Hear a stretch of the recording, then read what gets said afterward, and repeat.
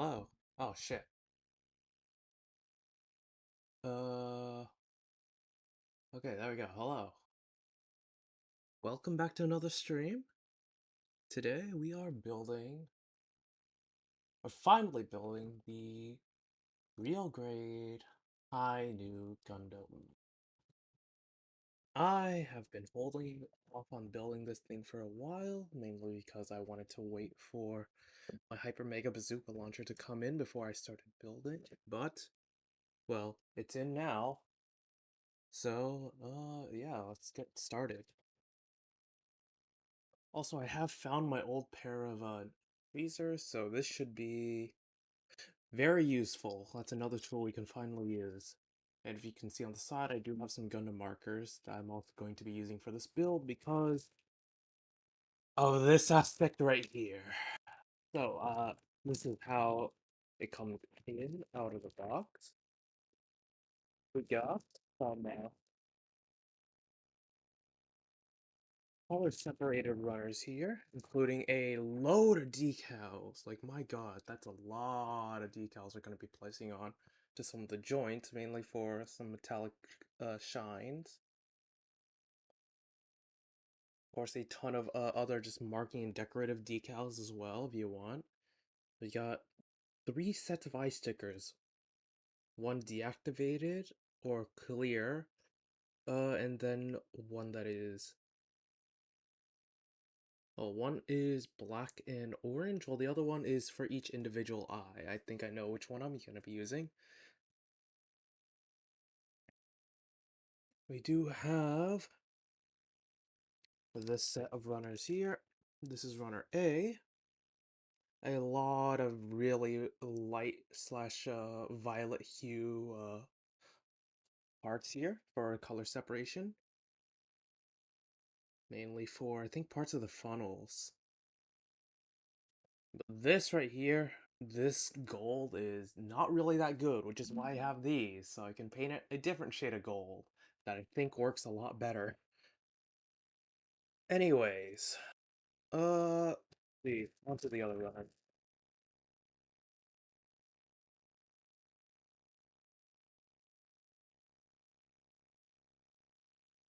On runner B, as with many real grades, this runner is the MS joint. In this case, the joint is just for the 6 funnels on the back. Thank goodness this thing doesn't use joints elsewhere.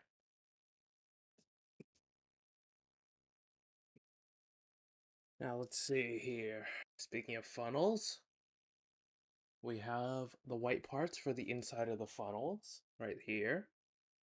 I do not have the firing effect parts for those funnels, but I know exactly what they look like. My friend has it. They are very nice. Let's see, continuing on, we do see some very nice, like silvery gray, or like reflective light gray pieces here. I see parts of the bazooka right there, along with some very nice blue parts here. Let's see, so all these so far, except for perhaps the gray, is external components, all just external pieces. Kind of continuing that trend, but not really. Well, as you see in the box, those pieces. Also, some more blue parts. This one is for the backside of the funnels, if I'm not mistaken. Over here on this runner, we do have more of that metallic silvery gray. For the underside of parts, I believe. This looks like it's going underneath some of the skirts, perhaps some in the vents. Bits on the shoulders here and there, probably. That looks very nice.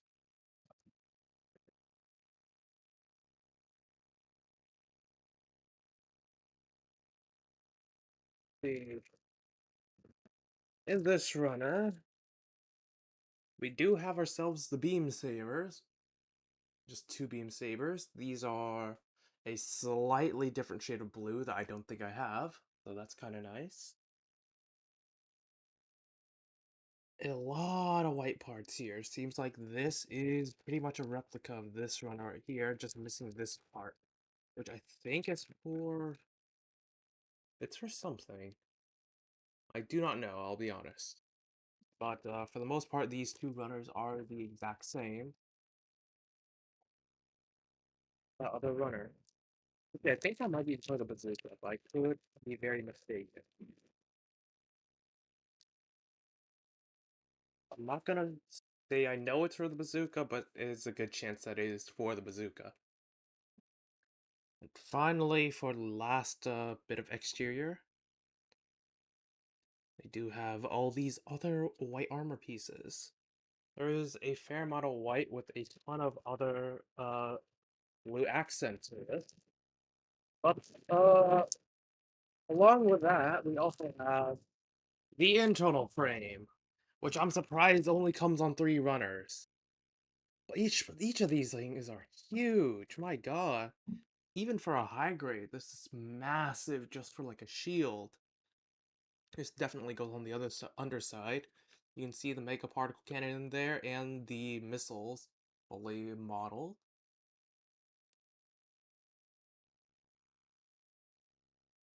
And there's so many tiny, tiny little details in the internal frame. Can't wait.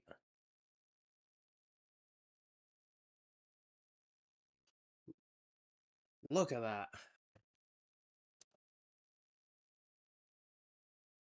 There's just so much depth and detail in these parts. I love it. It's really good camera because my camera's terrible for now, but okay, so these two runners are identical, so I'm assuming that this is for the main body, and of course the weapons and accessories, and these are for the limbs. My God, there's a lot of parts in here. And of course, last but not least, the instruction booklet.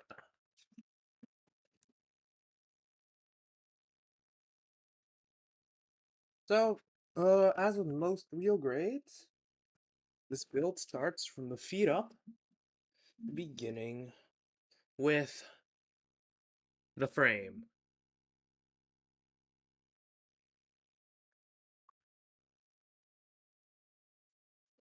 So these two are identical, and we will be essentially just working on 2 limbs at a time with this. So, let us begin. Now, if you know me and my building style, you would know that I do like to build feet up, and I also tend to like to build an internal frame first. But I think I'm just gonna follow the instructions here and just enjoy the process. I mean, it's already having me build feet up, which is really nice.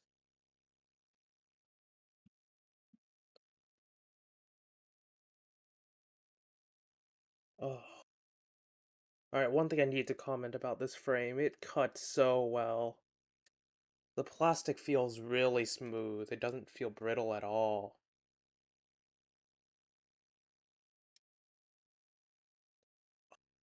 There's just so many details molded in, I love it. A really nice thing about these runners being identical, you can just kind of overlay them in order to also build 2 things at the same time, just to see what you're missing here and there. Making it a lot easier to find parts. Once you get started, at least.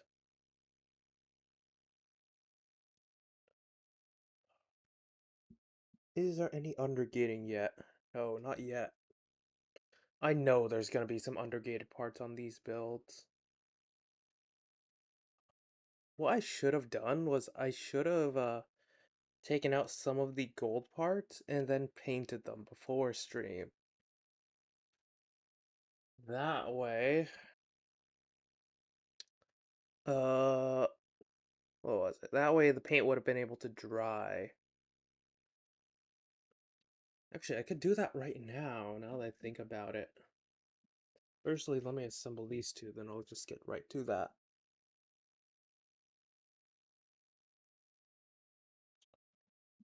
Oh, that slides together so smoothly. I think this is a part of the foot.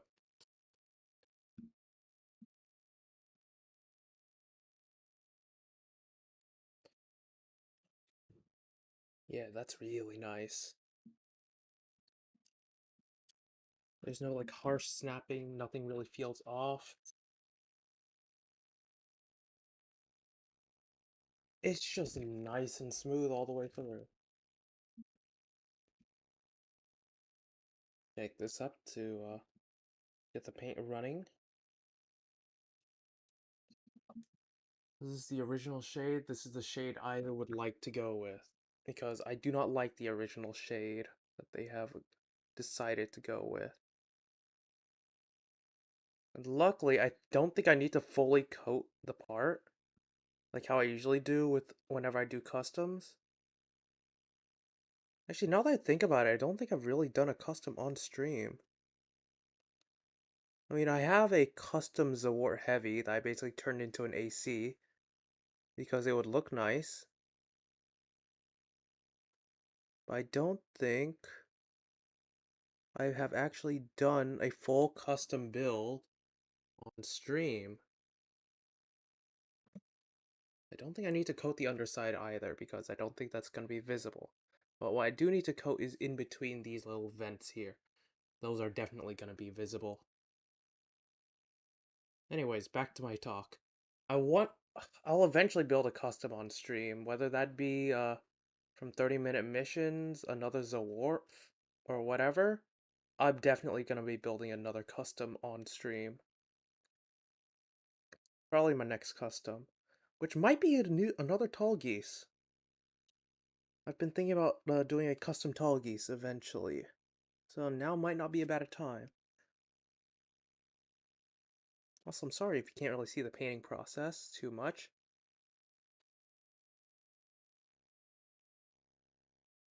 I'm just blowing away all the excess paint right now. I should probably turn on some background music off that I prepared. I always forget to do this. I don't know why.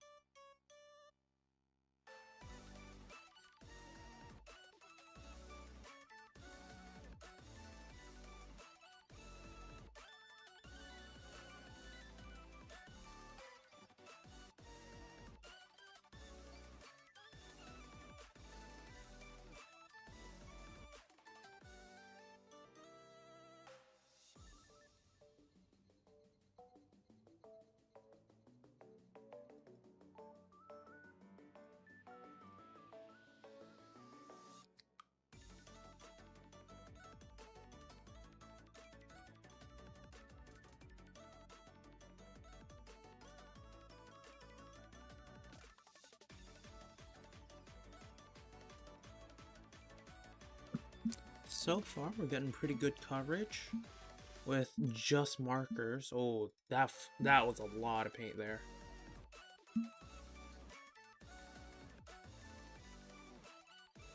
I'm just kind of blowing on the paint to get it to flow elsewhere into all the gaps. I should have brought some cotton swabs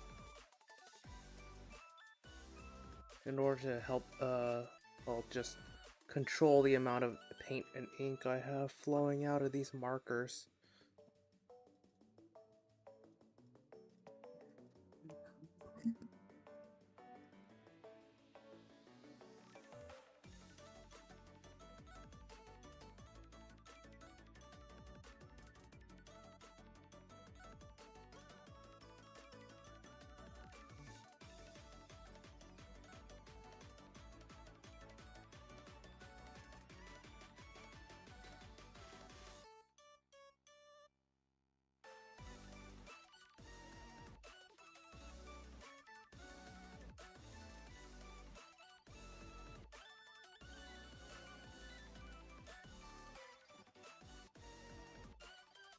We only need to apply enough paint for a nice little exterior. You can kind of see the flecks of paint just drop all over the white backdrop there.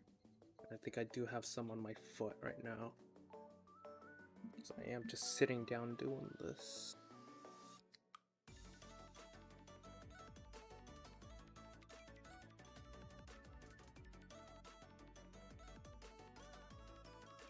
I might also need new markers eventually, because this one will eventually dry out. For now, this should be good enough, I think.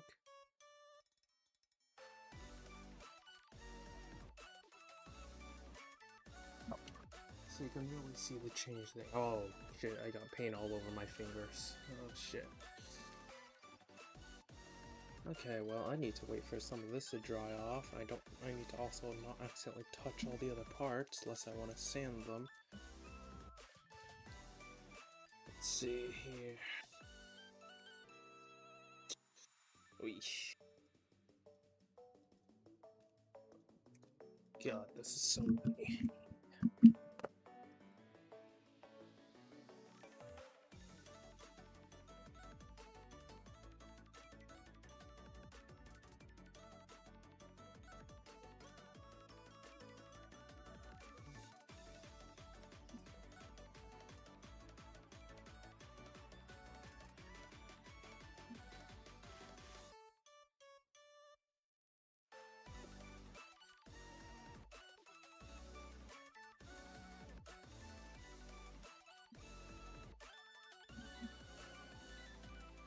Okay, I'm back. Alright, back to painting. So I need to be very careful. I did wipe off some of the paint on my fingers, and you can still kind of see some there. But hopefully I don't think I need to shake the marker anymore. Plenty is flowing out all over this tip. And hopefully that's going to be enough to just coat everything. Like just about anywhere on this hard surface of like the marker's tip, there's paint. So I guess that's like one benefit of doing that. Some of the excess paint did get blown off as well, off some of these parts.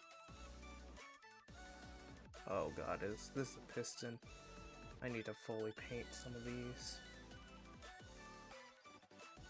Because I do think like these parts right here, the backside is going to be recessed in anyway, so you don't really need to worry about them. But these parts over here, you're definitely going to want to paint, because, well, there isn't really anything to hide them, aside from, you know, the paint. I just hope that this is enough at the end of the day. Definitely for some of these smaller parts I cannot paint on camera because I need to hold them at certain angles, and reaching over my mic with my hands fully outstretched is not a good way of getting precise painting. Especially when you're trying to avoid touching some of these other parts with paint all over your fingers. I apologize if you're unable to see.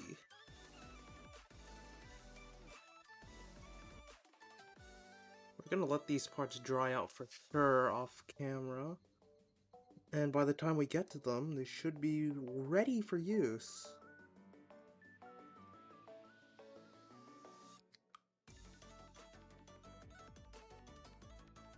We just hope that this is enough to give them a complete makeover compared to this gaudy, kind of ugly shade of gold that they chose.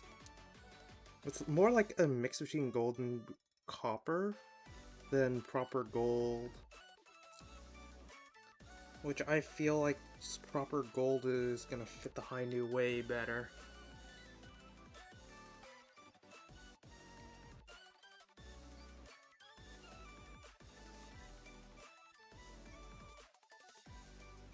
Okay, so this is what it looks like so far.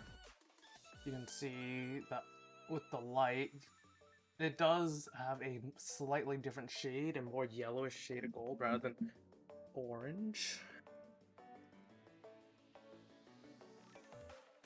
All that's left to paint are these little rings on here. Gotta make sure I get the interior as well, because I know for sure some of these will be showing. And if I don't get the interior now, it's gonna be almost impossible to do it perfectly later without like smearing the paint everywhere.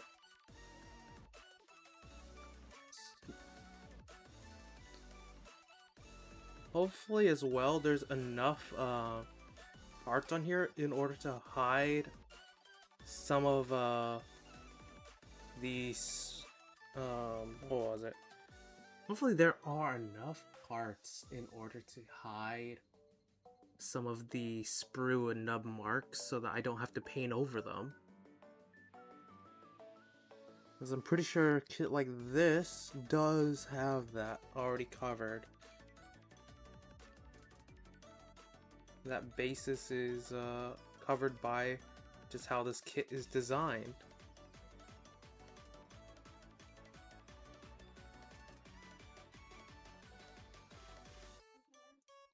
So I just need to focus on just about everything but those areas. I remember when I had to essentially do like multiple coats of marker paint when I did my Zawart custom. Just because I'd also have to go back over and cover up all the sprue marks. But it looked really nice by the end, so... I also did the exact same thing for my Tall Geese 2. My old ass Tall Geese 2 that was apparently made in the 90s. When it wasn't even deemed a high grade yet. Like, that's how old it was.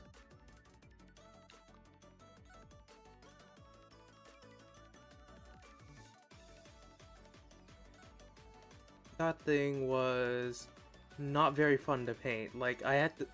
There was so much color correction I had to do on it.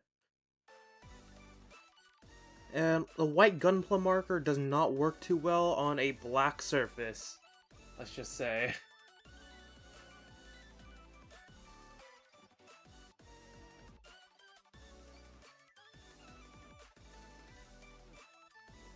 Okay, thank God. I thought my hand rested on some of these parts for a second when I was just trying to brace the all these runners for painting, just like as extra support, you know.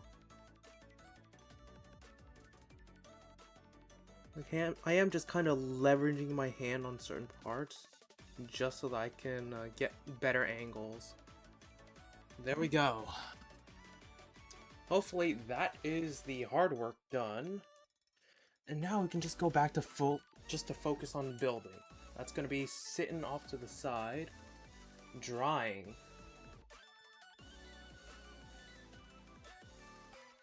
In the meantime, we're getting right back to building the foot. Which I need to grab some of these white runners for, apparently. Actually, no, I lied. Actually, no, I didn't. I do need some of these white runners. And also, apparently, some of the blue ones for some accenting colors on the foot.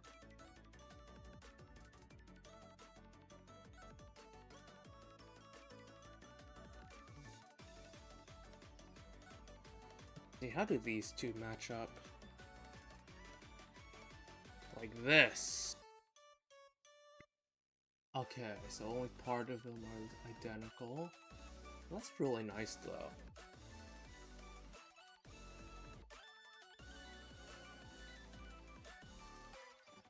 Okay, so... Oh, I already see the bottom of the feet that we're gonna need. But we're not there yet.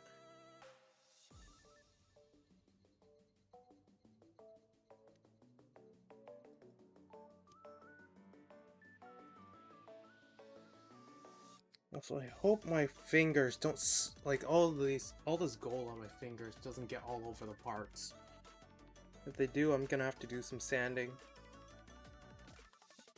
And that is gonna be very annoying.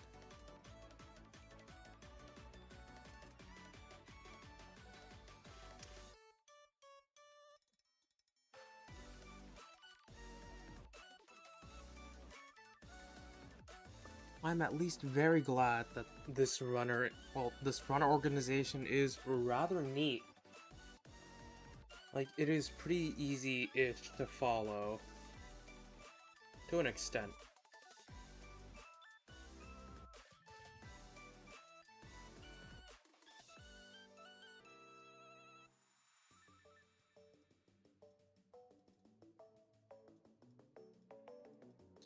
Okay, so currently, just based off of the parts that we're cutting out, I believe we're working on the ankle right now.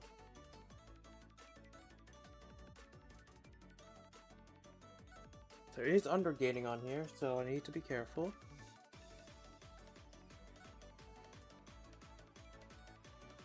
Make sure to get it all, because you know me, I'm gonna miss it.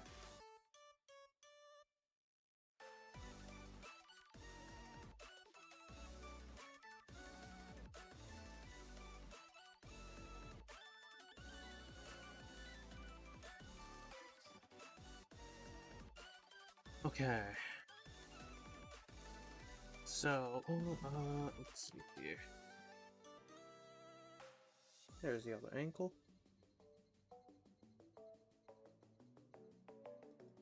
It's all undergated.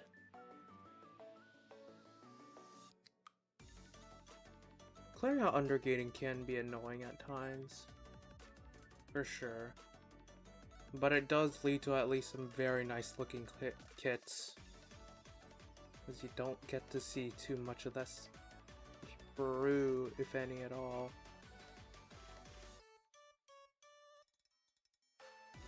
It can be a bit noticeable at times, for sure. It's not like it makes all of it just completely disappear. But it's still nice occasionally. In moderation.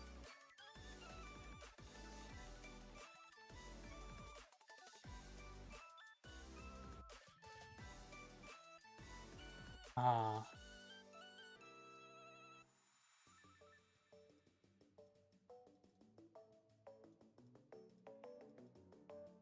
Okay, this foot is really strange.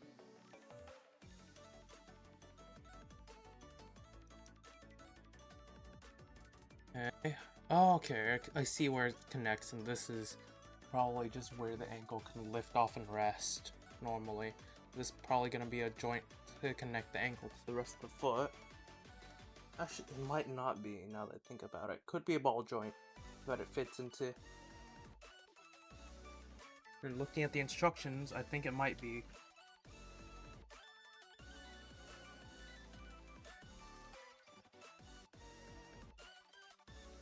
It's still really nice to see how this is constructed, though.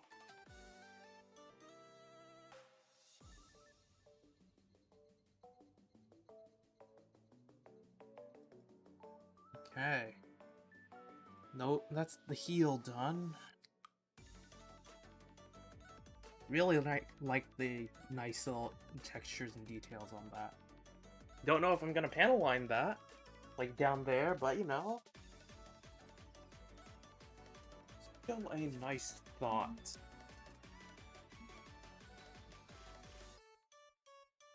Next up. I knew it. We're gonna be working with some more of the frame, building the rest of this foot.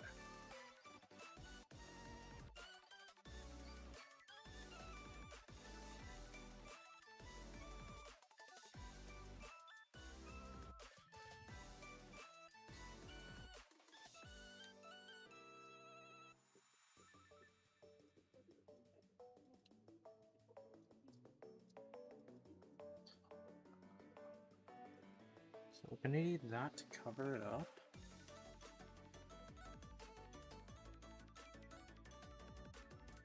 Oh, and I see another joint down here.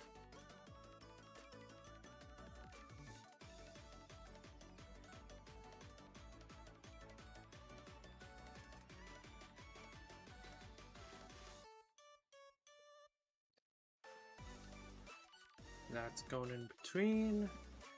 And now to cut out those same parts for the other foot.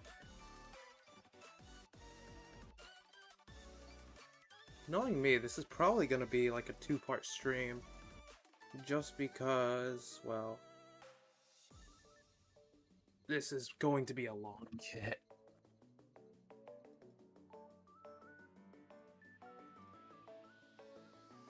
I don't think I can do this in one sitting.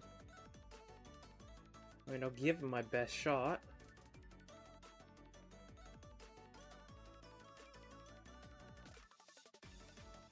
But I don't think I can do it in one sitting at all.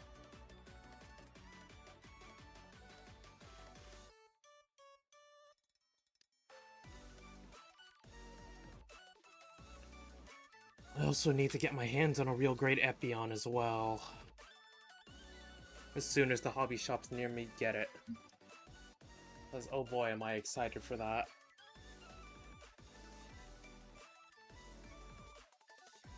Okay, so to connect this part, I believe, is the toe. This connects here.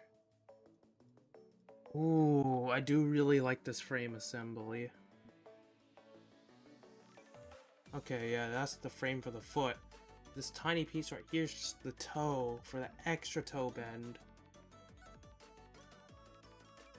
Okay, see, I see a peg right here, and most likely that's going to be connected to a drum for the ankle.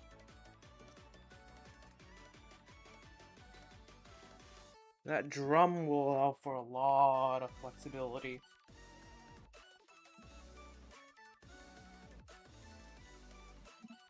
Alright, same deal on the other side. Make sure everything is in before I seal, because I do that way too often. And then I spend way too much time trying to fix it. Oh, the toe bends down as well. I don't know how... I don't know how useful that's going to be, or whether or not it's going to clash too much with the armor.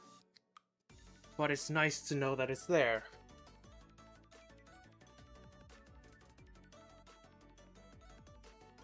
Okay, next up, we got the bottom of the feet.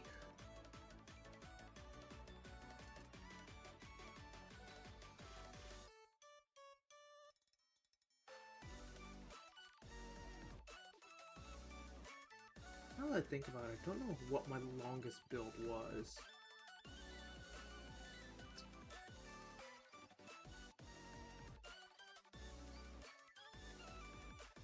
Is there any undergating on this? Okay, this bottom part right here doesn't have undergating, but this part right here most certainly does.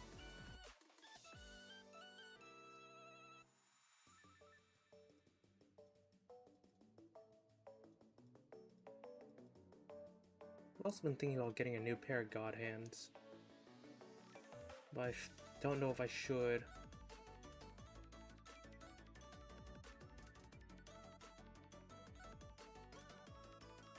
Okay, no, this is the one I just cut out. This is the one I needed.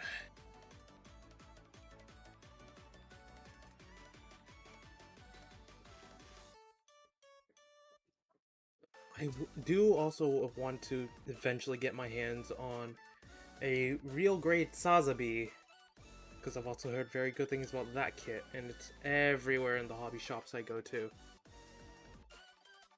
But I don't know if it's going to sell out anytime soon, or if I'm able to wait on it. Now that I think about it, I should also get a high-grade Nightingale to go with this. Because, oh boy, would that look great.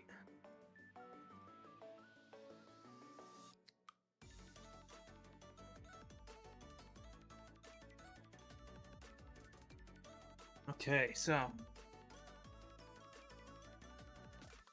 I've cut off everything. Now let's just get to assembly. This should just be able to slide in to one another, line up these pieces into the rails. Oh shit, one was misaligned.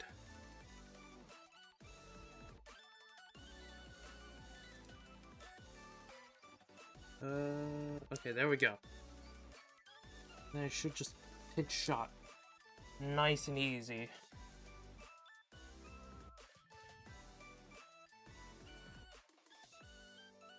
This one was misaligned again. I mean, at least these parts slide together really smoothly when they do line up and want to work. I am just being very stupid right now and just misaligning everything.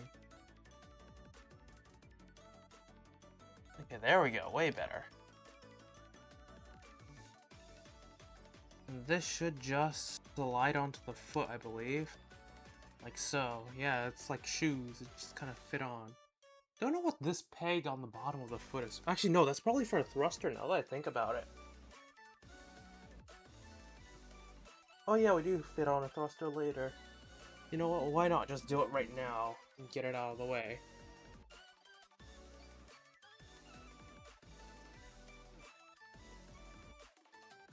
Another vernier down there.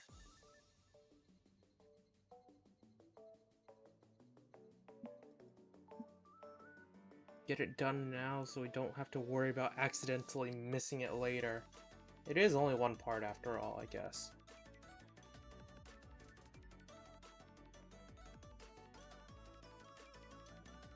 Oh.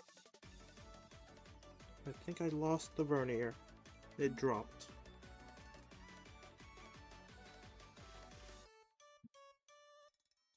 Oh, there it is. You just had to stand up for a second.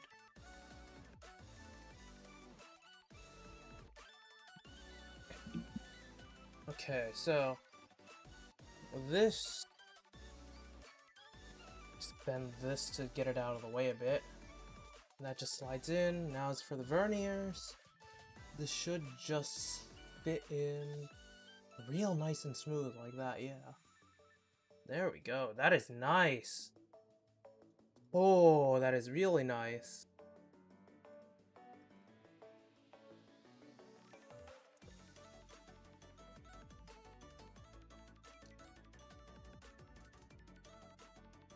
Just kind of rotating it and then pressing it in once I feel it click pretty much. I should do the same here, just in case.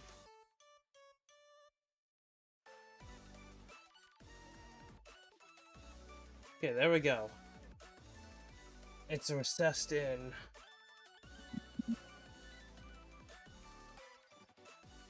Now, let me find my white parts. We are going to need some more armor to cover up that rest of the foot. This thing is so nice. This does have some undergating, so we will need to be wary of that.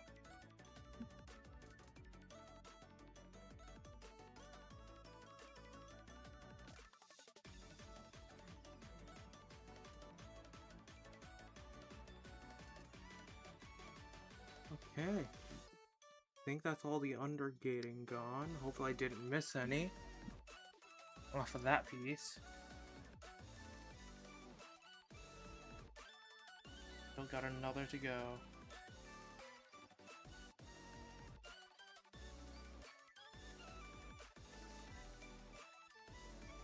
I hope I'm not gonna accidentally cut a piece I really desperately need. But that has happened way too many times for me. Off stream mainly.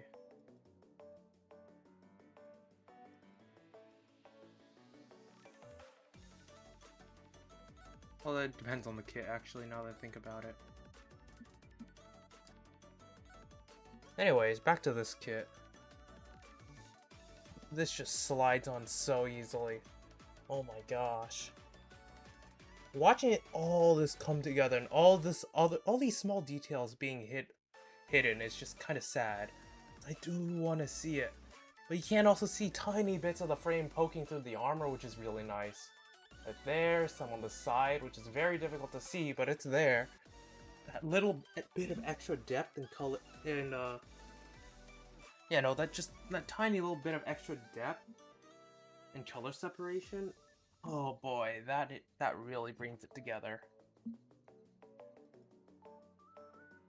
Oh, almost cut out the head.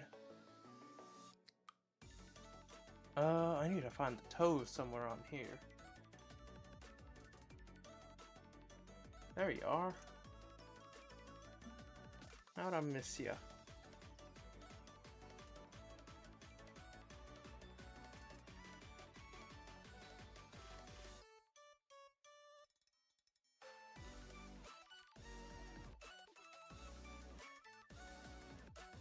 Where's the other toe? There it is.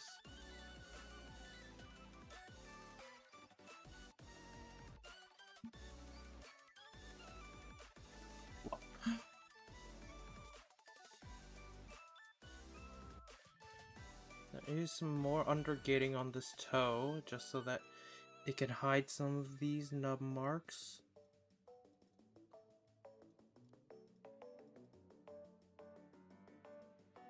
But once we're done with this, we should be done with the foot assembly. It definitely did take a lot of time to get the foot done, but you know. It's a very well put together foot. Oh boy, yeah, it just slides right on there. It can't bend down anymore, but it can certainly bend forwards, like so. And keep that foot planted on the ground. Okay. That is most of the feet done. Now we actually need to get the joint for the foot, which I think I did call it correctly when I said it was going to be a drum.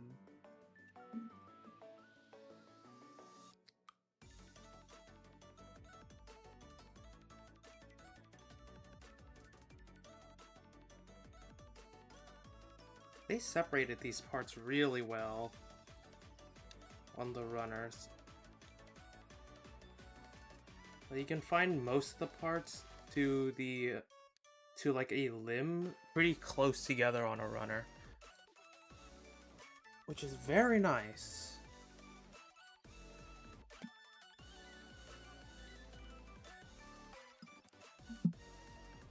Also, with a ton of things being symmetrical, that definitely makes the build process a bit easier.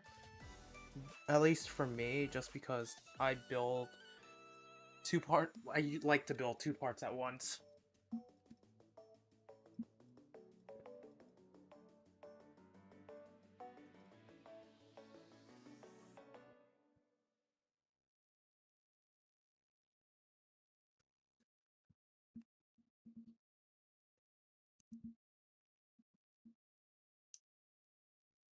Gotta make sure I get those connections off before I seal everything together, because knowing me, I will just lock up pieces.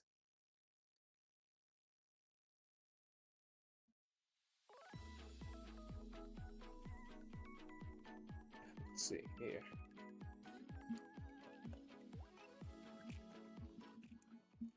Oh shit.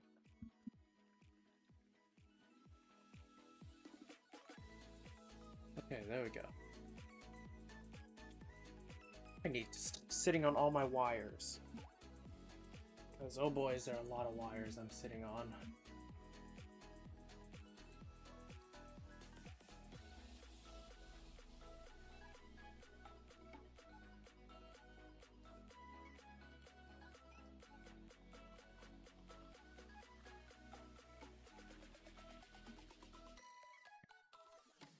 Anyways, got a really nice, it should be a nice and relaxing build.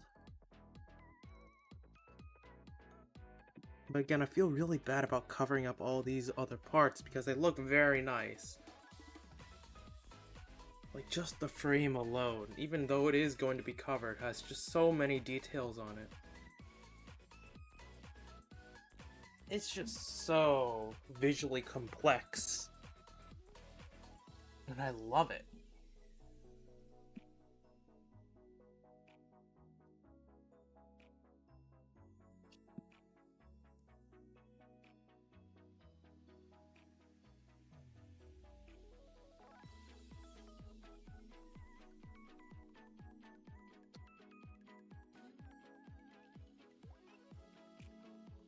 Oh boy. I think this is...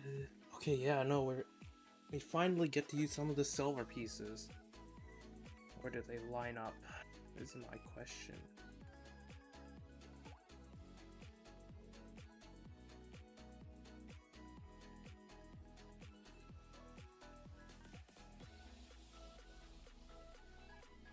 What are ya?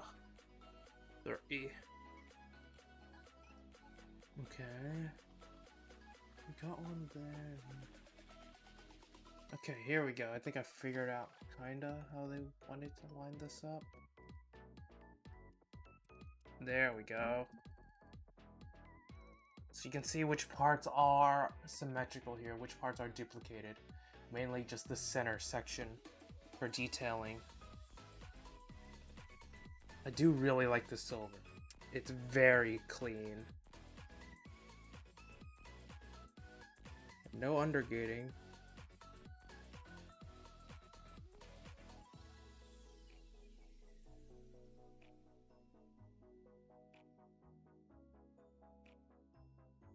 It's all injection molded silver.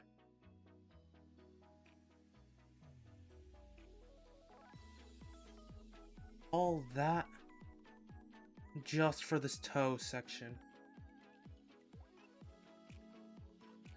I hope this is in the right way. I think it's in the right way.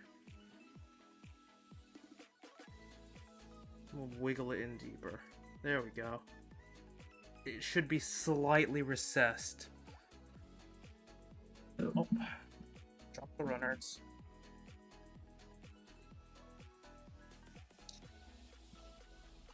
That is nice. Alright, gotta get the other toe before we stick in the joint and call the foot complete.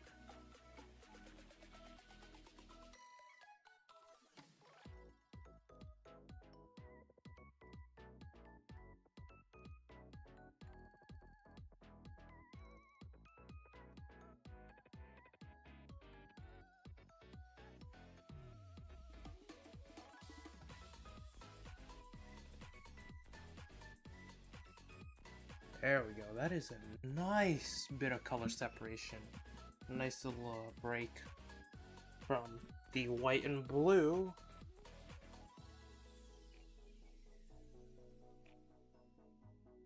Okay, thank God I saw this beforehand. We're actually going to be using stickers. So, if I can find where I placed that sheet. Notice how we have a ton of round metallic stickers. That's what we're going to be using here.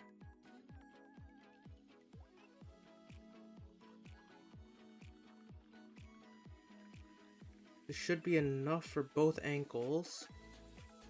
Since I don't want to use some metallic paint, because knowing me, I'm going to definitely screw that up, and I don't have a good way of masking right now. I'm going to stick with just the stickers. Which on their own still seem pretty nice.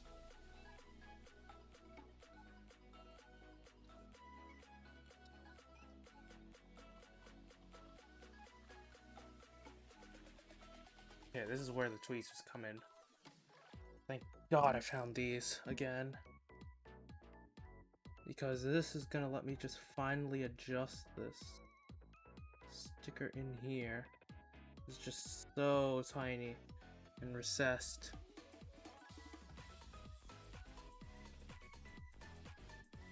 Okay, there we go. Got a slight reflective glint there. Now to just do that again. Also, these stickers are so thin. Like, half the time when they cut these stickers out, it also cuts the backing underneath the stickers. So sometimes it's very difficult to remove them from the sheet.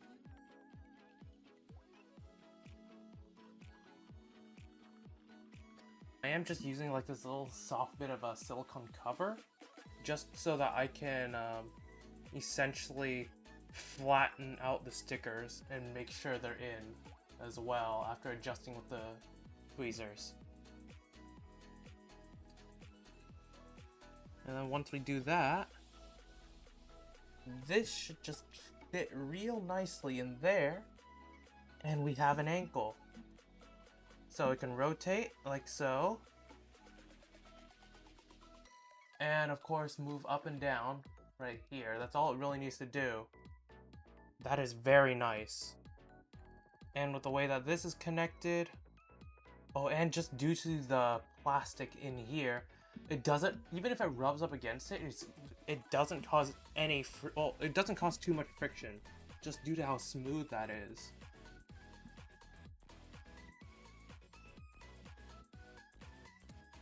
Alright, time to do that for the other foot now. Need to apply the stickers now before I forget later.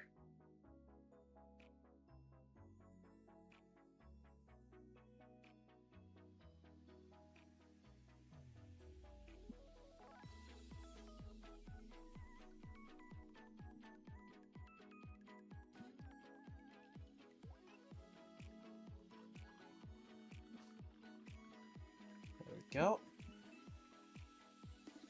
Now for the other side.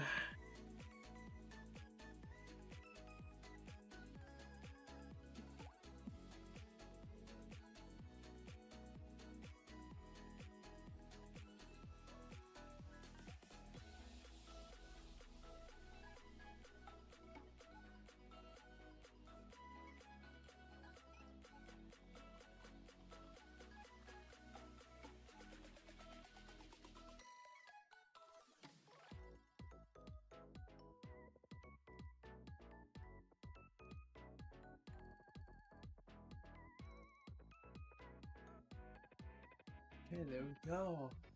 Another bit done.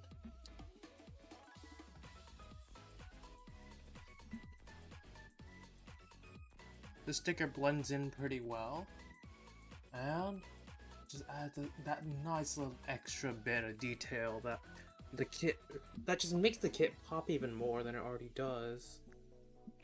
Like, it isn't overbearing or anything, thank goodness.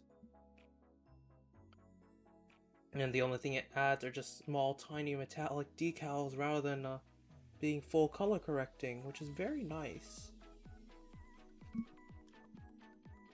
Okay, next up, we are going to work on, I think this is...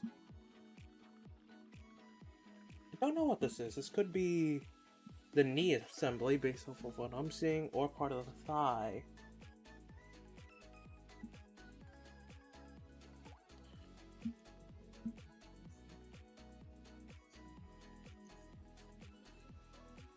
Okay, so firstly, I'm gonna get all the parts off of this runner first, just so I can get it out of the way.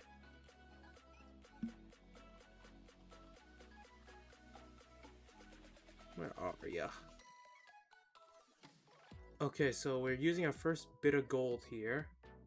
Luckily, it's completely dried. Oh, it adhered to the plastic really nicely as well.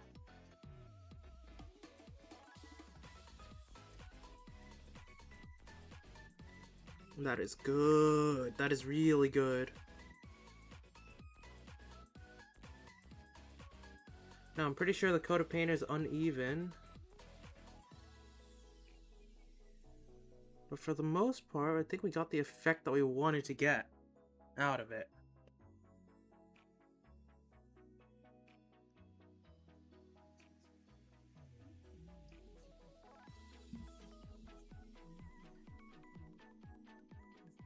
Personally, I would usually just do like multiple layers after one is dried, but I'll probably just do it later if I think it needs some more. Now I think it's fine.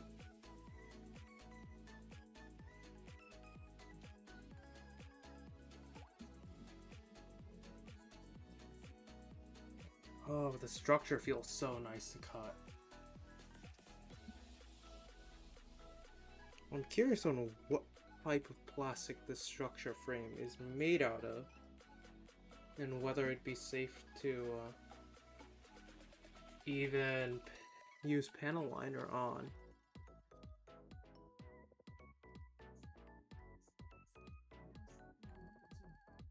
Yeah, it should still be fine.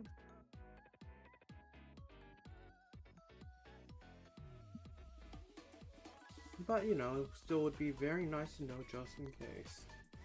It probably tells me somewhere in the manual as well. And I probably just missed it, knowing me.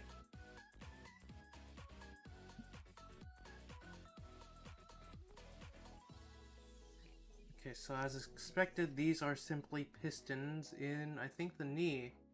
They should be coated pretty well by at least all the visible parts.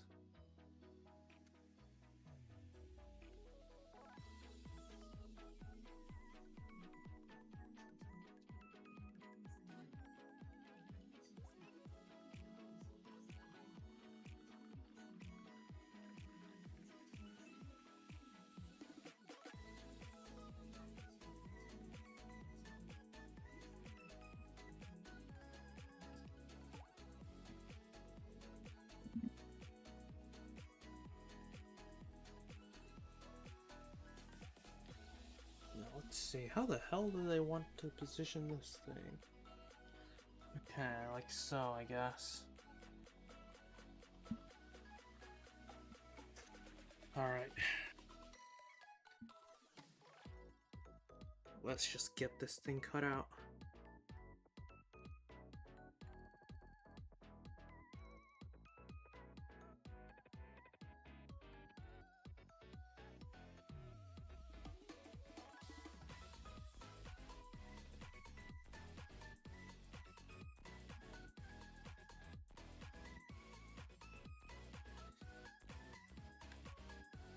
So these are completely identical right here. So we will just be making the same part again. I'm gonna shift back the feet to give myself a bit more space to work with.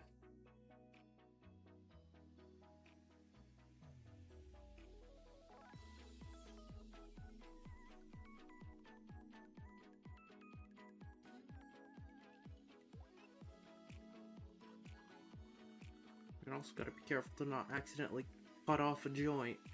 They almost just did that right now, for some reason. Anyways, we are done cutting. We can finally just start assembling.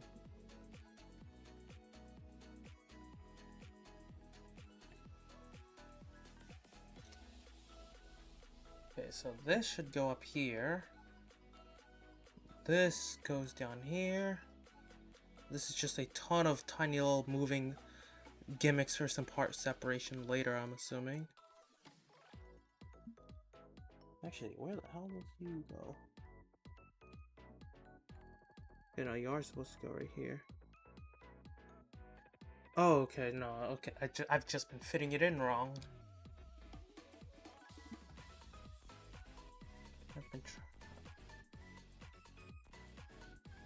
You are backwards.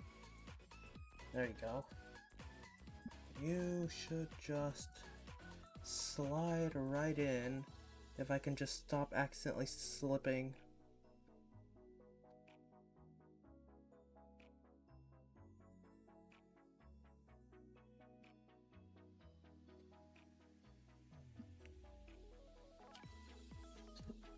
Alright, they're completely identical. Now we just simply seal them up. Nice and cozy inside of that knee.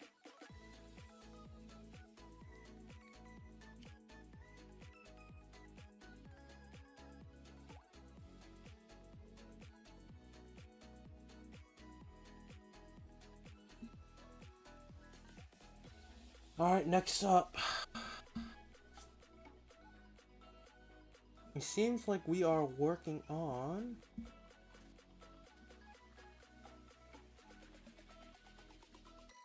Huh. Okay, so this is a really nice thing they've done with the legs. I'm looking a bit ahead here. With the legs, you just build everything at once. They did just they did make the legs completely identical. All you do to determine left and right is just twist around a couple joints, which is, I find, very nice. That makes things a lot easier for me. Thank goodness. I really appreciate that. So, yeah, I'll just keep on doing what I'm doing.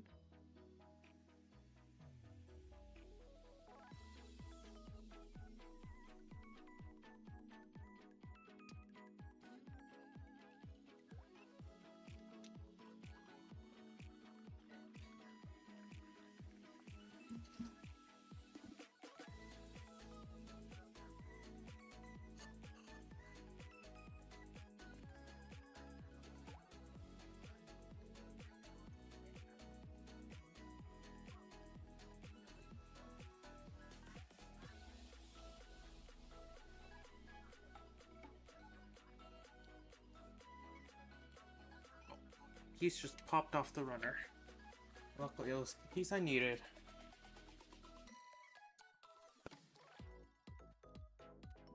So this right here should just be the joint. I need to double check here with the instructions to make sure I have this on the right way. Yep.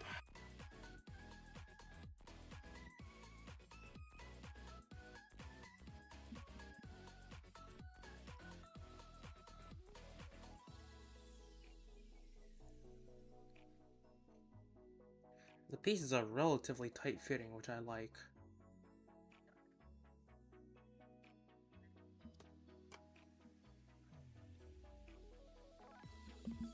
Alright, next up, the thighs.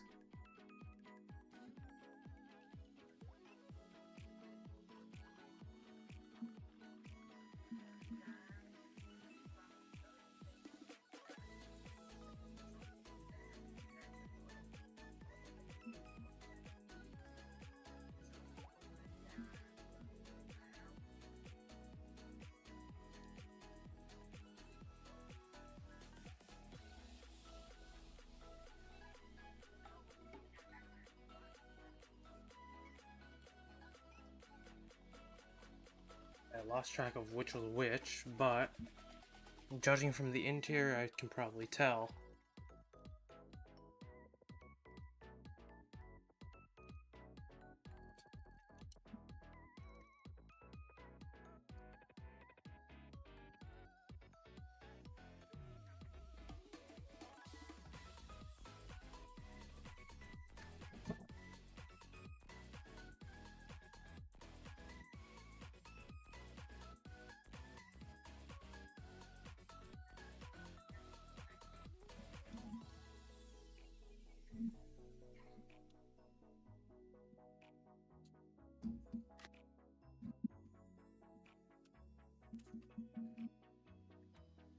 Okay.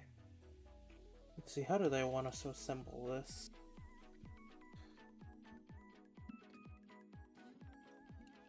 Gotta make sure this is facing the right way when pushing these parts together.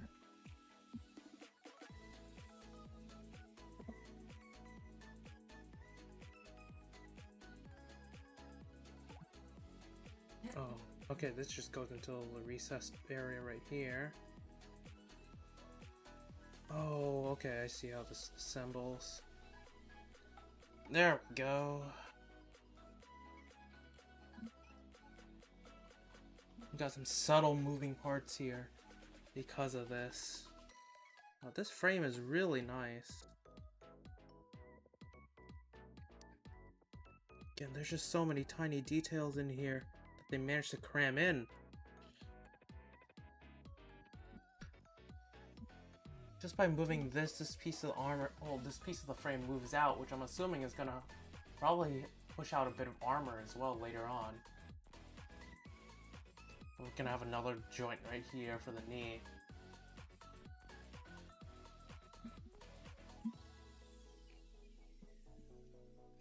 Same step here. Make sure this is facing the right way. Then we just kind of slide everything else together. It should fit in very smoothly. Which thankfully it does, for the most part.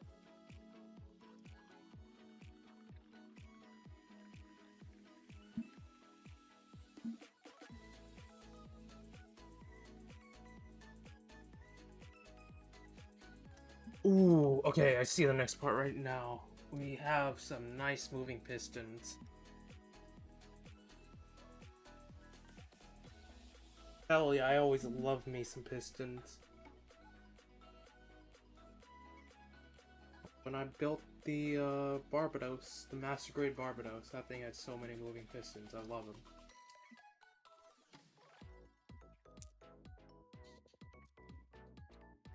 Because they just look so smooth on it whenever it moves. It's so nice.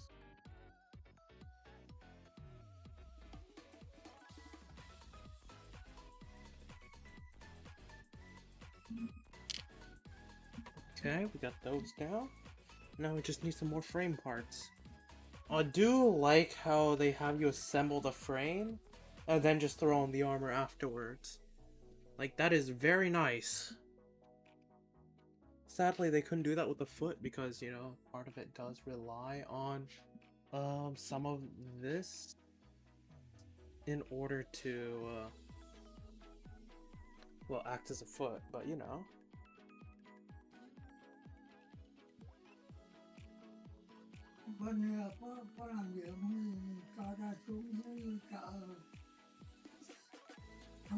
Mấy cái ổ cái này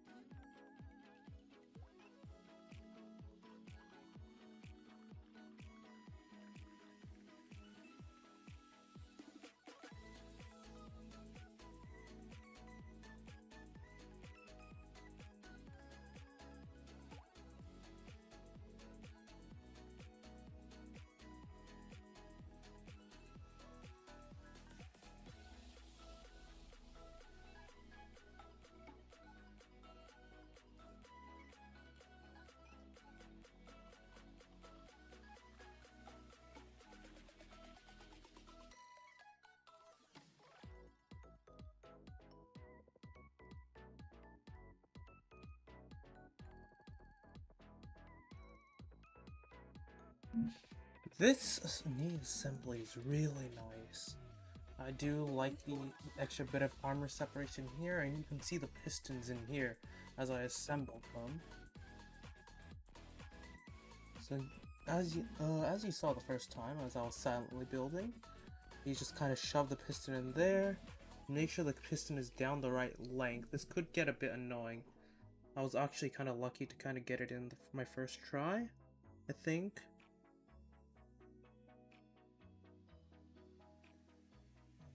But it does slide in pretty neatly once you're able to hold it in while pushing in this other side from the bottom. And luckily, that's all the really complex bit that you really need to do for sandwiching it together.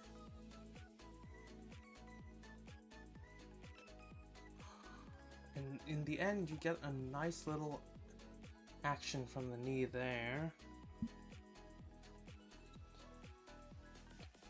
No, we're not done with this hole, not just yet.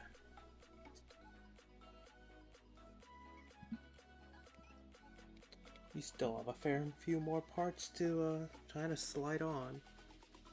Oh, I just realized what mainly the calves. The thick ass calves on the high new.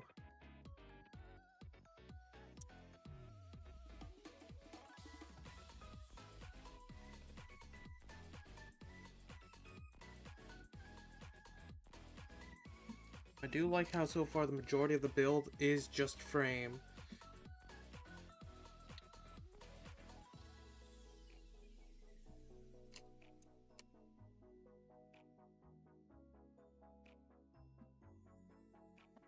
Like, look at this. We already cleared out a good chunk of that frame, then there's still all this to go through. It's kind of insane how many parts are on this thing. If I remember correctly, there should also be some more verniers, though, as well, hidden away.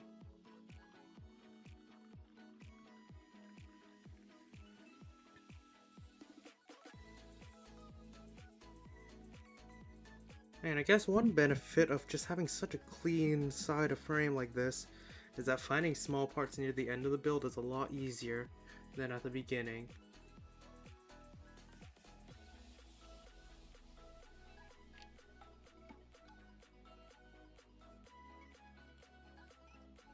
Okay, well, I think I cut out most of the parts I needed for now for that leg. I just need to do the exact same for the other leg.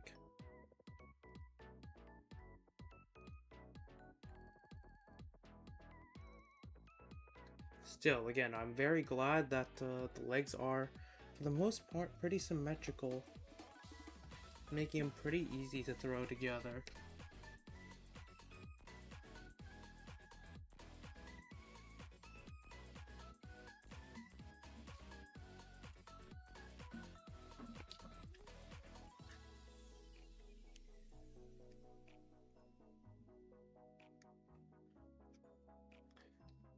And this is only really helped out by just how easy the plastic is to cut. I really like that. Like, it feels smooth as hell. It's like smooth and buttery to cut.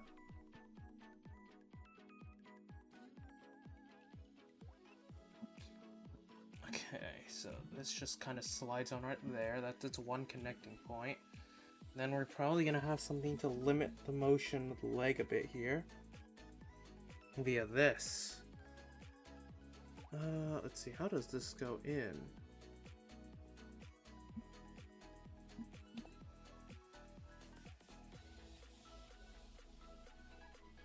Okay, so if only bending this back, there should be a little crevice somewhere here that this should be able to fit into, I believe.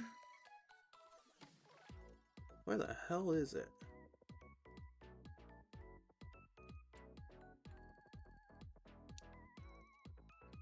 Right here? God, this is really difficult to figure out the first time through.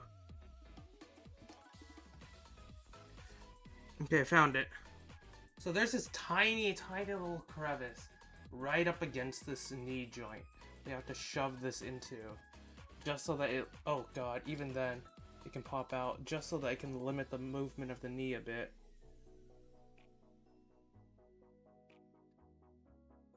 Come on, please fit. This is certainly annoying to try and fit in.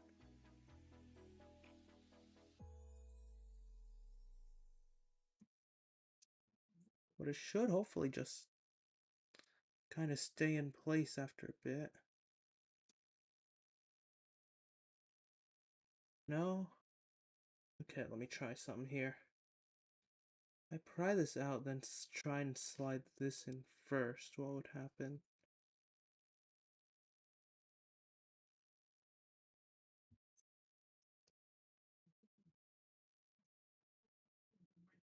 Am I even putting this into the right place? 'Cause at this point, I can't tell. It's so difficult to see where this is supposed to go. Like, I'm trying my best just to match everything up.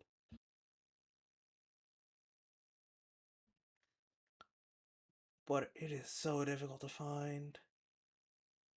Okay, are you going in right here? Where the hell? Give me some time to find this, please. Oh, found it. Okay, that's way better. Personally, I feel like they should have just had you do that instead. First, because this is technically the second thing that you're supposed to do. They should have just split this up a bit more. Oh, but look at that knee bend. The armor separation is so clean. So what this does is that from certain angles, you can, instead of just seeing the hollow frame, you see this piece instead, which is like kind of rigid. It has like some ridges in it to try and emulate some extra frame underneath, you know? Still a very nice touch.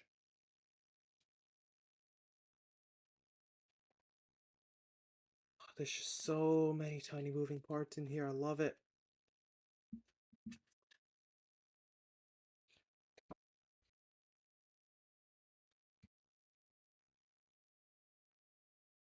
Only now that I just realized I got like a speck of gold paint on my instruction manual. Luckily, it didn't cover up anything important. Anyways, we're going back to these parts here. Mainly because we need to cut out some verniers. And some housing for said verniers.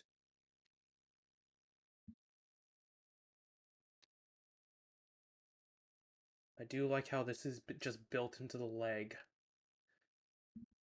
That is pretty nice.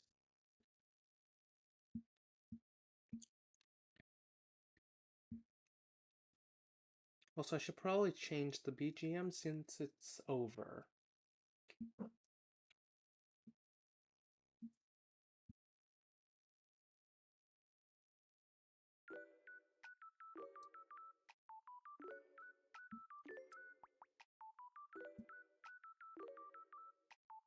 Where the hell do I find the verniers for you? Oh, right there, I'm just blind.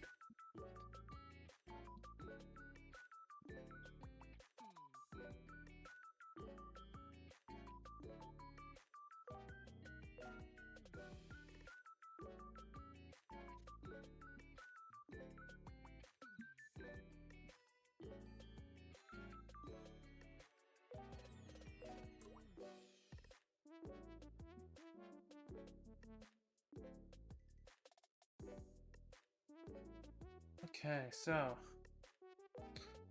this, I believe the verniers go in here.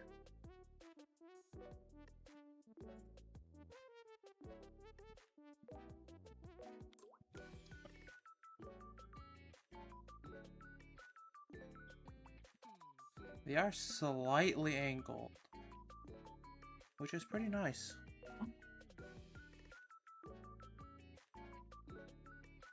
Okay, so where does everything go?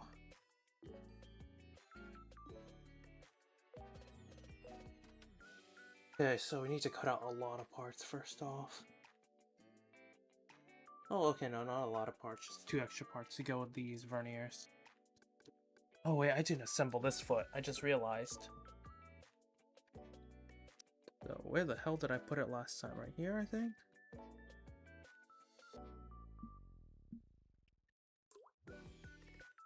Yeah. Okay, it's a lot easier to find this time around. Then you just kind of shove this on at the right angle, and it just works.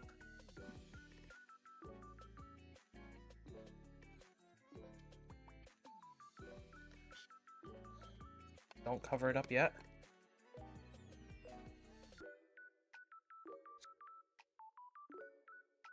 Still got more carts to cut out here.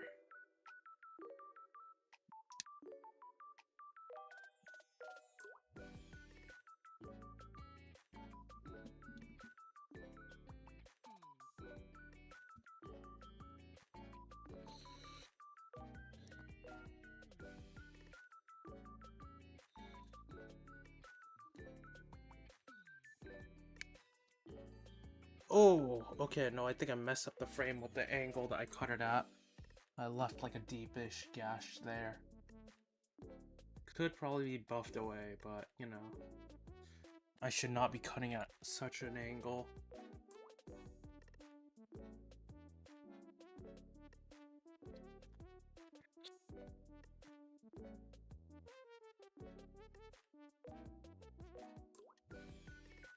Hopefully that angle's a bit better. I didn't want to have to clean up with razor, because that gets very annoying. Yeah, that angle is a bit better. Let's see, we're gonna need some white as well, some more white parts.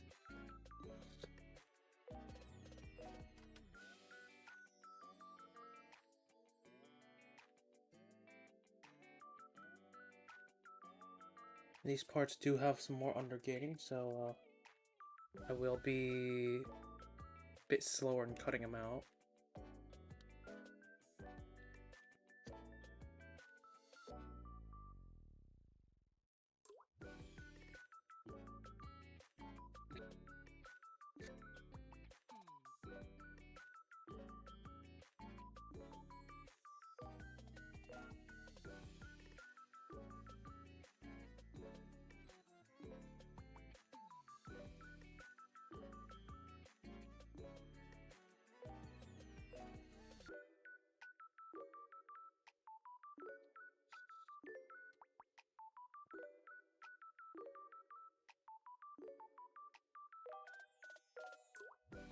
Okay, so here are the parts that we need. This could get a bit complicated since I see multiple diagrams of this. Well, it shouldn't be too complicated, honestly. This armor slides on really smoothly.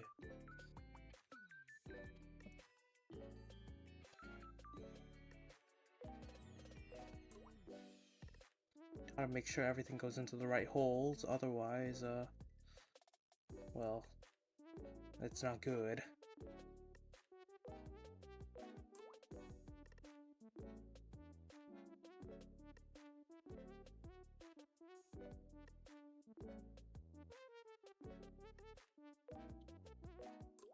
So this just kind of rests here and can move up and down. There's like no way of fully closing it into the frame. Whereas this, I believe, should just rest right here. In here. This should be able to move in and out, I believe. Let me take a closer look at the instructions just to confirm. Yes. So this part here should just be able to pop in and out. Now we close it up. No, we don't. Oh god, okay, I need some more parts. Cut it all out right now just so I don't have to do it later.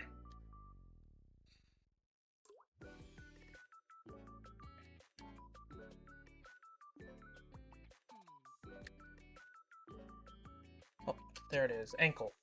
Connection.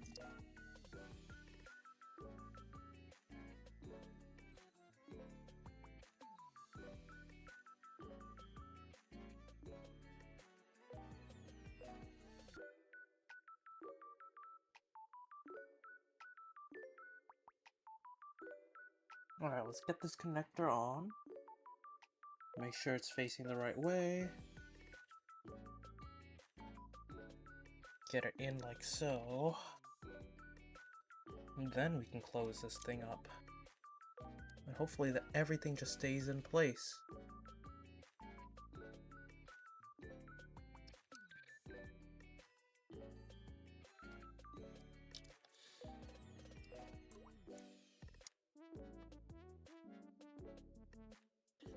Hold up, okay.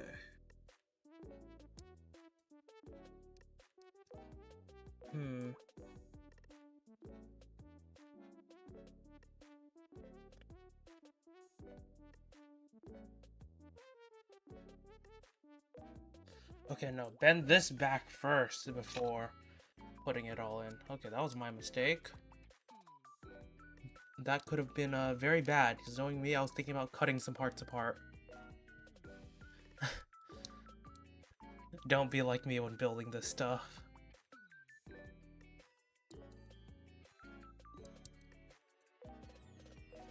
This here should be able to pop out, yeah. That's actually kind of nice. Okay, nice little gimmick there. Alright, let's do the same over here. Make sure the knee is fully bent like so, so that, don't make that same mistake again. Yeah, once everything's in, assembly is a lot faster once I can figure it out, as you can see.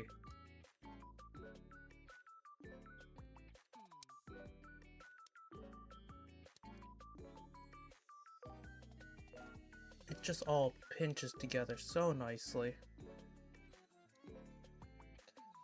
There's just so much detail here, even just on the inner frame alone. Oh, I love this.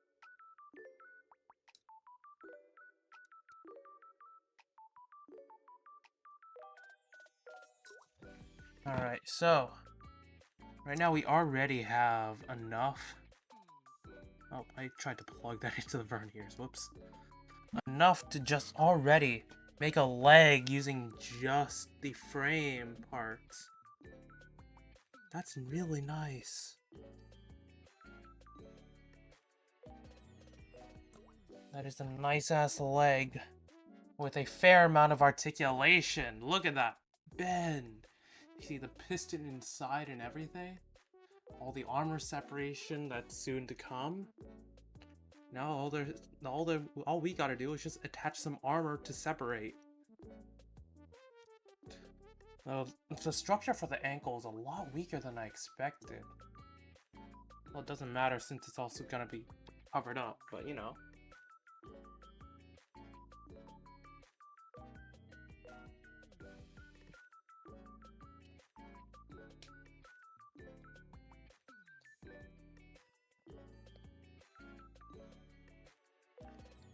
Okay, now let's get to covering.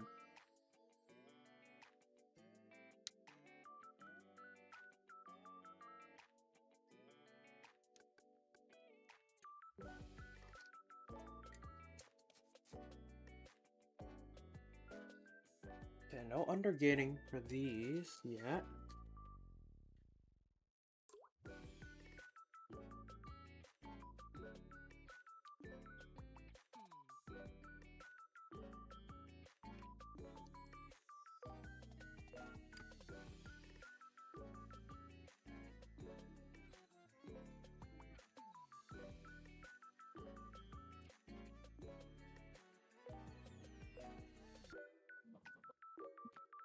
Well, we are gonna actually be using some of our new gold parts as well.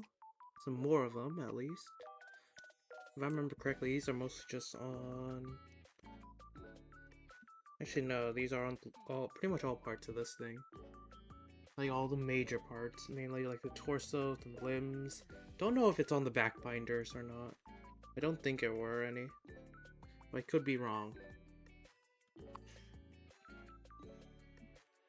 Now we're using these ones, which hopefully have enough gold on them to cover up the injection gold that I don't like.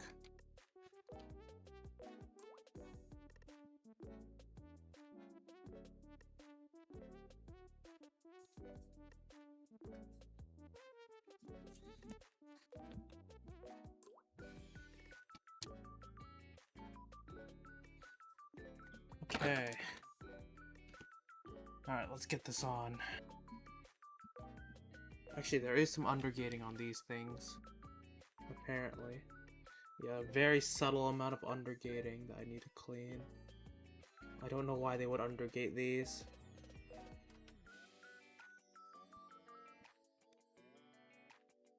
It's very hard to notice this undergating.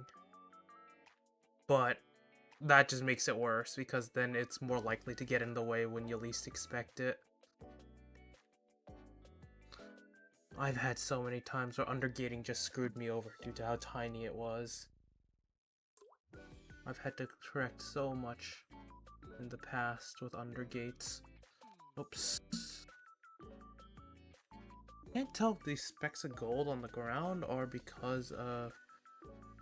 Actually, no, they're probably due to me painting earlier. Because, oh boy, does that marker get runny.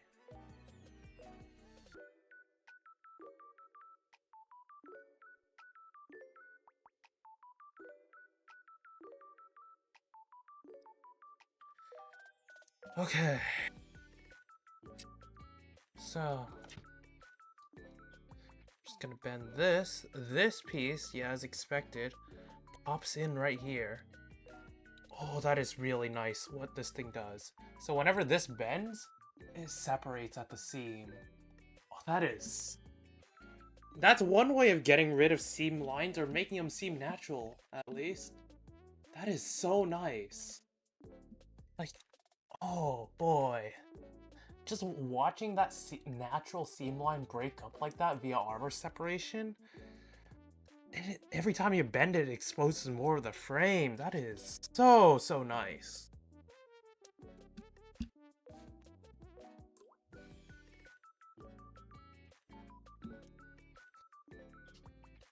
Oh yeah, these go onto these little rings here.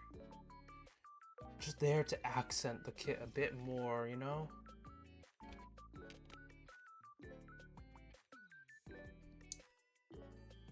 It should be sitting flush, especially after cleaned up that undergating. This needs to be bent, just so that this fit on nice and smooth. Yeah!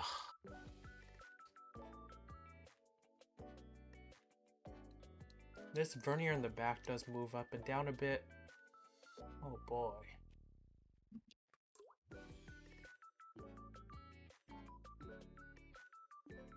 Alright, here's the fun part. We get to add a ton of silver accents.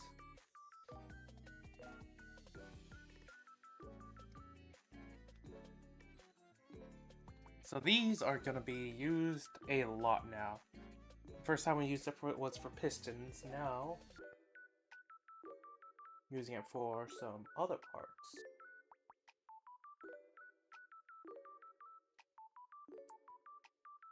Mainly, I think these are thrusters for back movement, and just turning the suit.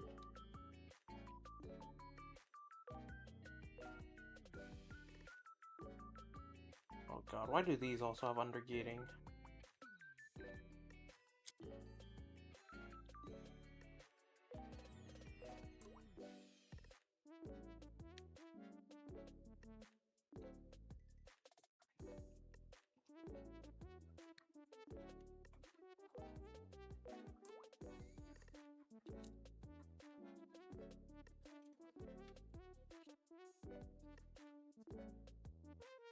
I almost forgot to cut out another piece. Whoops.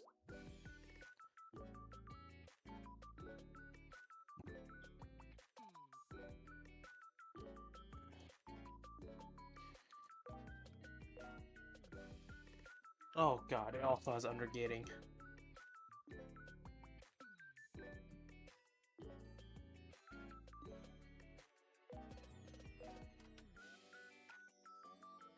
Okay, there we go, all cleaned up and it's all nice and smooth now. Now just to do it one more time. If I can find the parts.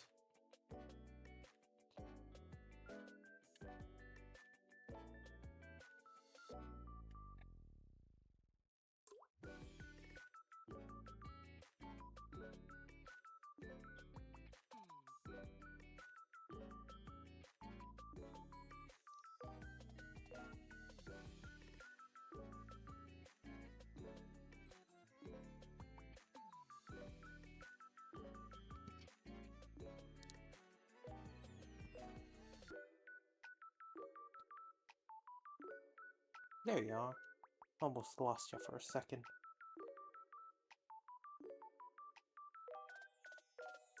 Okay, so once I finish cutting off the undergating on this piece, we should be ready to move on.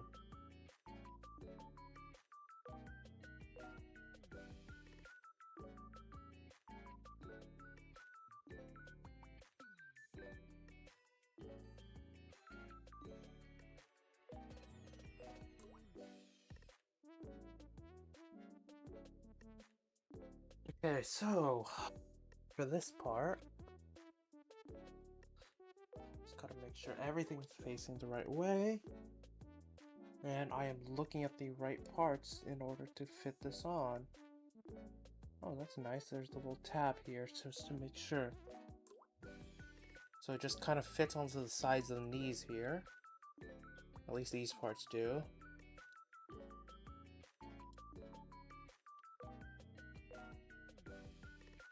Oh, whoops, I completely whiffed the hole there.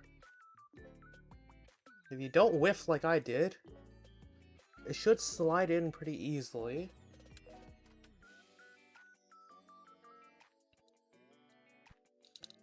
Make sure this is facing the right way before pushing this in. There we go. Very subtle silver details.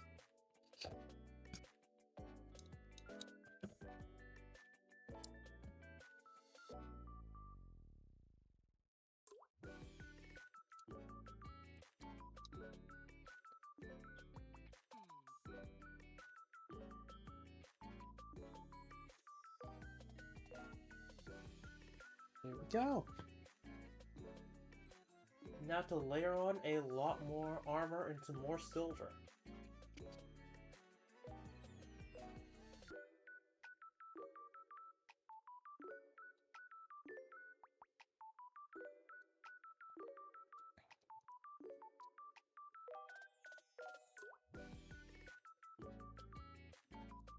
I just need some time to cut out all these other parts. Because my god, there's a lot.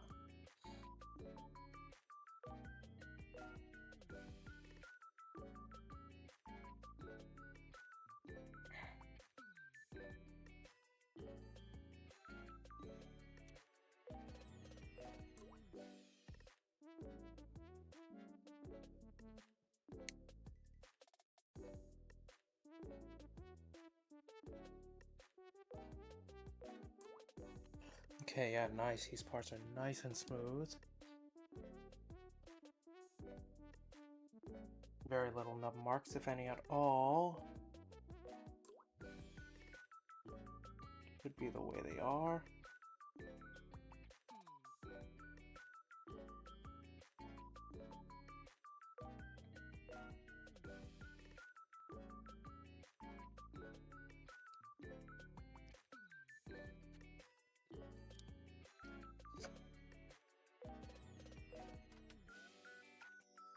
So we're using some more of the gold here.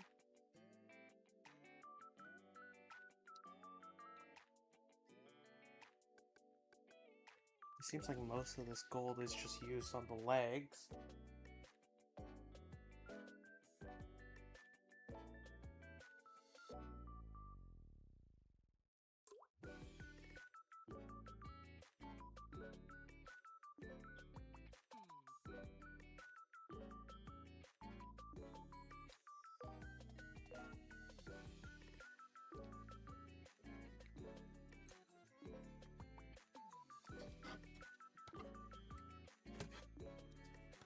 Okay, I'm gonna scoot these to the side a bit, just so I can have some more room to place some more parts in my pattern that I've been working on.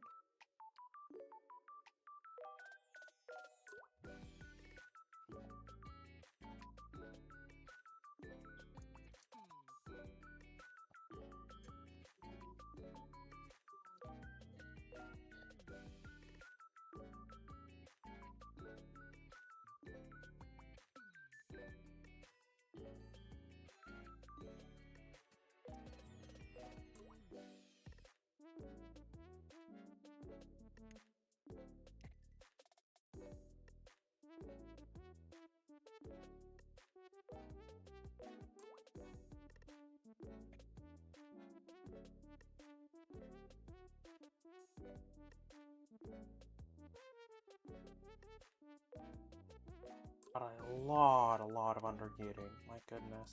I guess that's what you should expect from mainly surface pieces.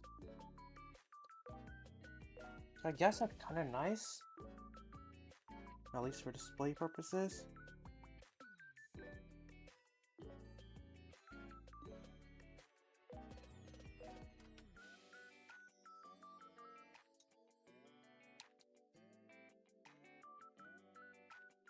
I would like Bandai to eventually release Armored Core kits if they don't give the rights to Kotobukiya again. Because, especially with how popular Armored Core 6 has become, Imagine how popular their model kits would be if they were made. Okay. Sometimes I wish some of these parts are also pre-cut, because I am just a lazy person. But I know there's a lot of people out there who would prefer to cut it out on their own.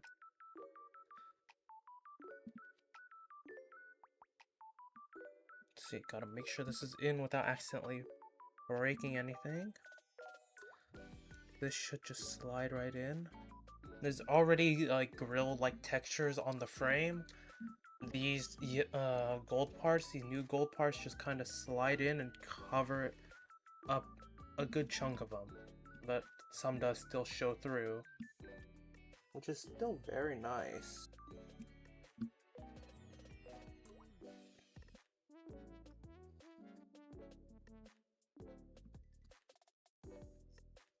Oh, completely forgot about you. You on the knee.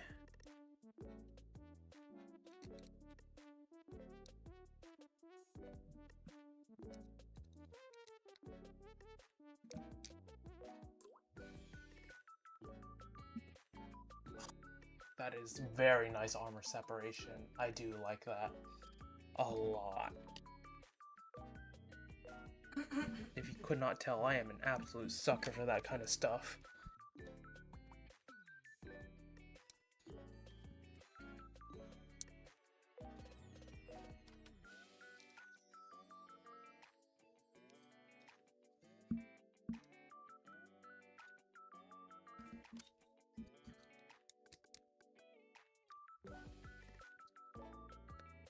Okay. There we go. Oh shit, okay, that was like a huge glob of paint that I rubbed off. I guess there was just too much there. But it's all dry for the most part. So, yeah, I guess that's just some extra paint that had nowhere else to go. Otherwise, other than that, the rest of the paint has dried really well.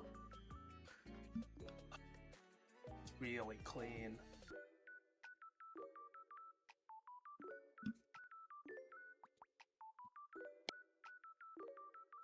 Okay, well, gotta finish this thing off.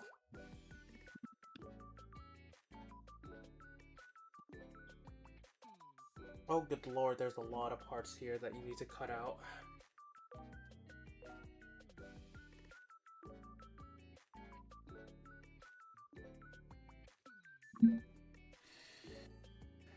Well, time to get to work.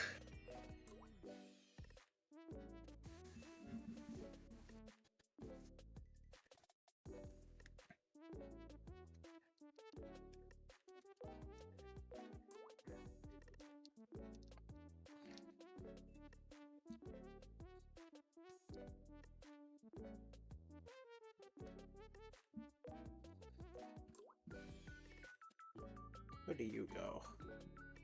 You go here. Yeah, I'm gonna need to really move these legs. Make sure they're also facing the right way, so I can more easily do this. And you go over here, I think.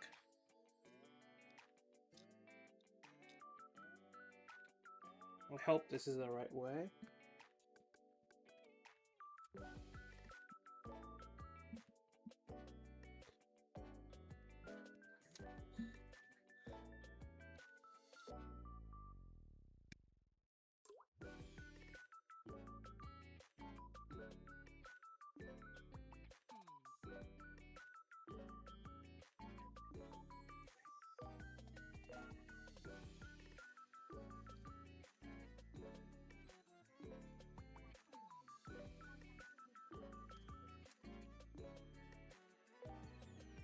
Oh boy, I hope that I don't accidentally screw up cutting something out here. Some of these nubs are really annoying to cut.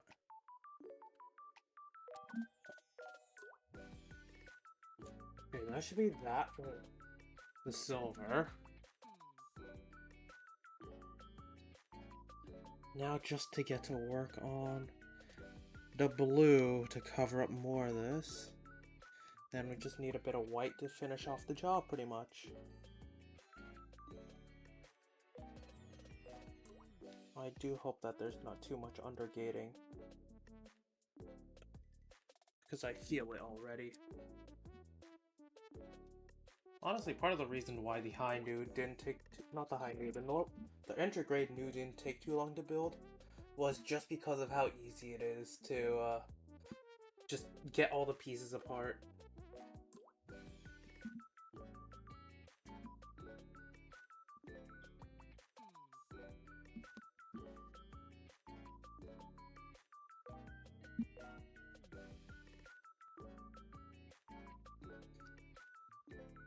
I kinda wish it was the same for some of these other kits. That would be really nice just for ease of assembly.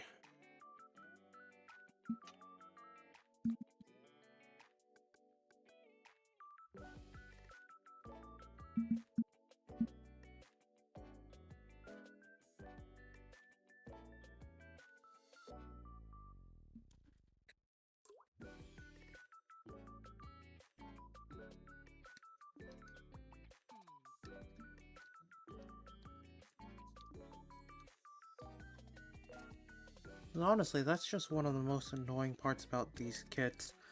Just, getting the parts apart and off the runners.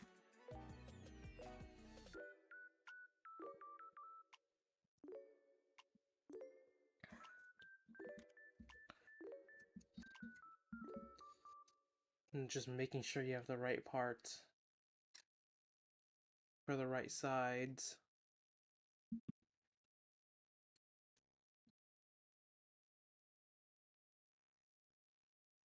And knowing me, I get this stuff mixed up pretty easily. I don't know how sometimes. Like, some of this stuff should be a no-brainer. Well, I don't have one in the first place, so...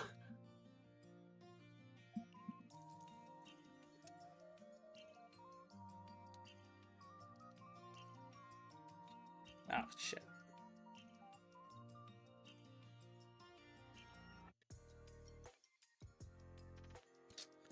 I knew it. More undergating.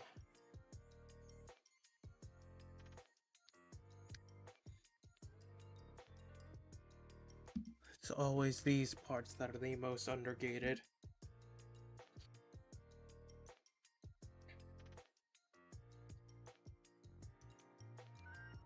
I'm gonna need this part for later. Might as well cut it out now while I'm here.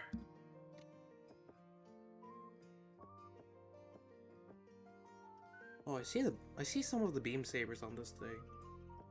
I kinda wish I had the double-sided beam saber that the new Gundam had. But I do really like its wing array of funnels. I couldn't find the word for a second.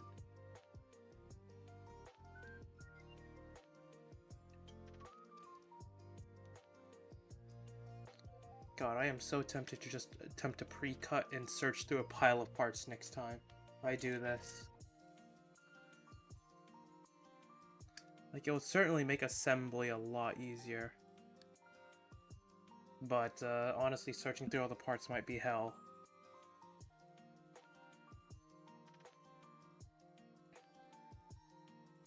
Okay. That took a while to cut all out.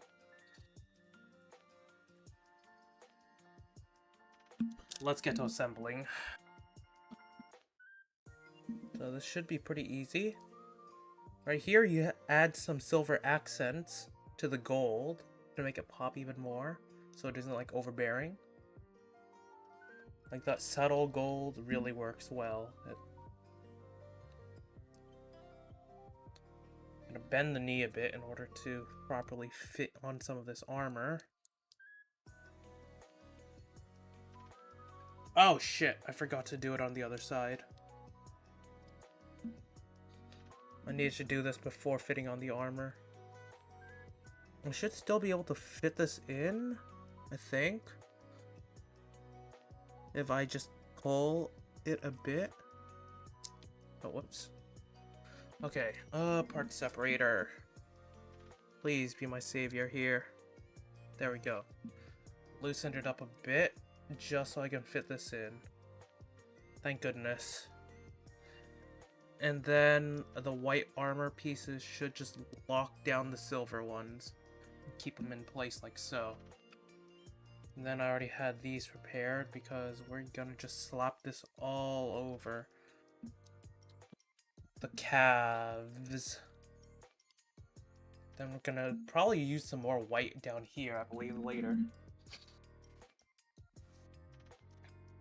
But you can see how all the armor is just starting to layer on top of one another in a rather beautiful fashion.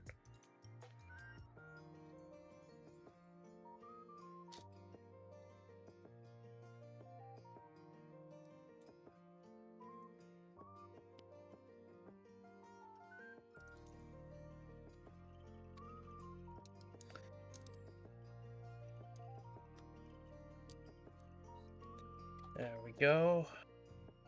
Again, I'm still sad to see all this frame being covered, because I love the look of frame.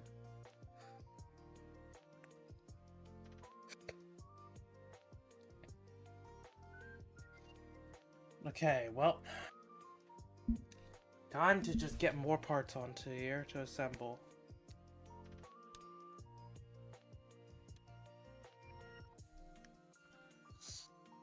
Now that I think about it, if I were to just pre-cut out everything, it'd probably take a while to prepare for streams, which I don't really have too much time to prepare for, since I pretty much stream right after I finish commuting home, which can make build streams a bit annoying to prepare for at times.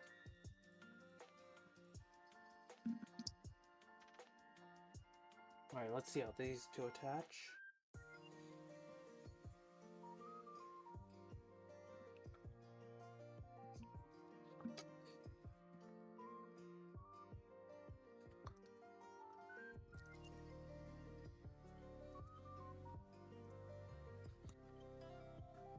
Like so.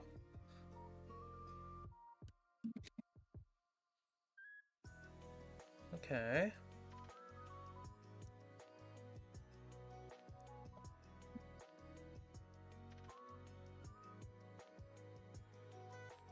Okay, we got a lot more parts to cut out. Oh boy. The more silvery accents. It is nice that it's all color separated,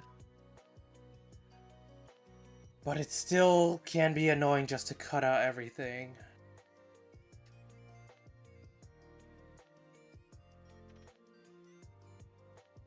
I kinda wish this was like an entry grade where I could just pop everything out and make it really easy on myself for assembly. I know some parts probably wouldn't be very clean, but it would certainly make building the kit way easier and faster.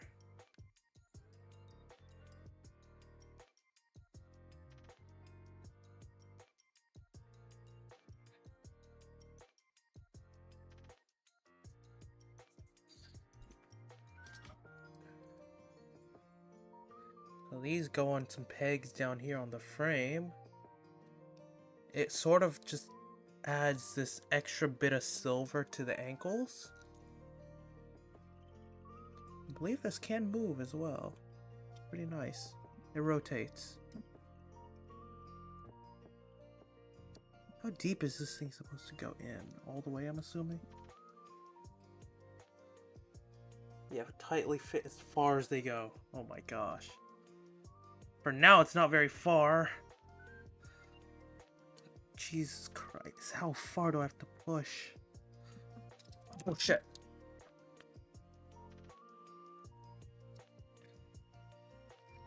Come on, please. I wish this was easier. Please fit in. Am I supposed to hear like a click or something? I don't think I am.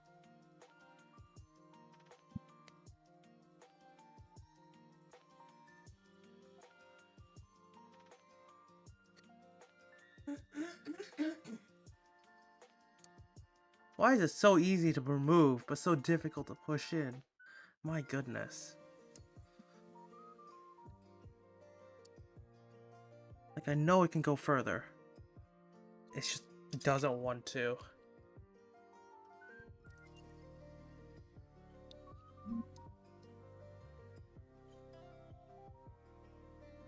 Oh, I think I see why.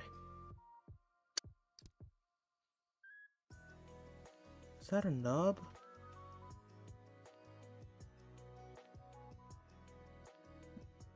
Okay, so I think that little nub right here is forming. I feel like that nub is kind of necessary though, to just kind of lock everything in once it's in. So I shouldn't cut that nub off. Well, I am so tempted to right now.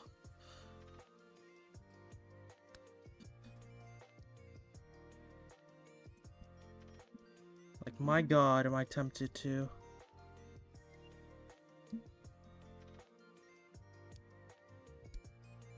There we go. It's all the way in.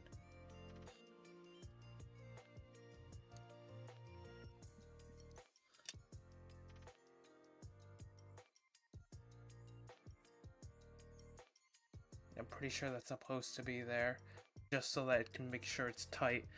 But it's so annoying. I can't even show this on camera just due to how close I have to be in order to exert all my strength on this tiny piece.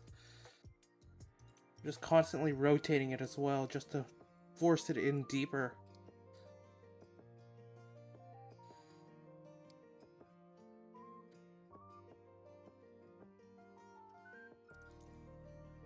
Okay, you know what? I might just do a little experiment here. Just shave off a bit of this plastic with my nippers.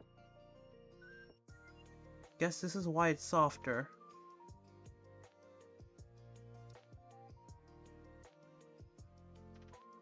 This should slide in slightly easier.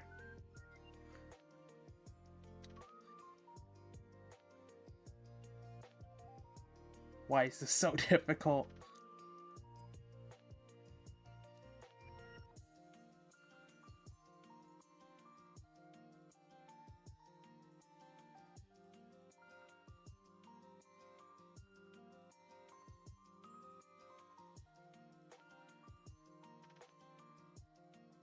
Okay, that should be in about as deep as this can go for now. Ugh, that was annoying.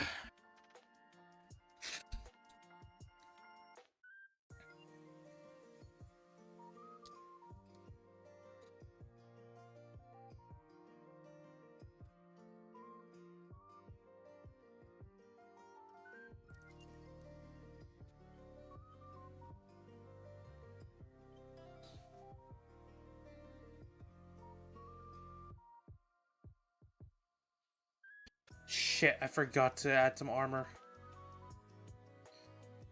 I got ahead of myself. Thank goodness for this part separator. Oh my gosh. Okay, well, I still need to do this once more. Oh lord. That took so long just to do, my goodness. Not even done with the legs yet.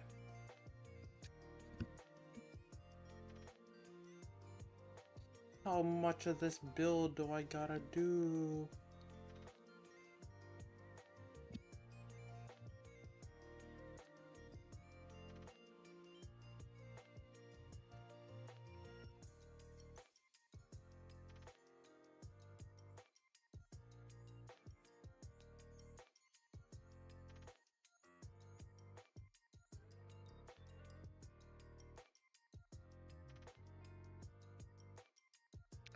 Okay, let's try this again. Hopefully this side is a bit easier. Oh god, I am pinching my fingers each time I do this. Rotating it certainly helps, though. Actually, let me try removing the ankle and seeing if that helps a bit. I mean, I guess it does a slightly. It just allows me to get my fingers in a bit more. But I really gotta force this thing in. Oh god, my fingers are gonna be hurting so much afterwards.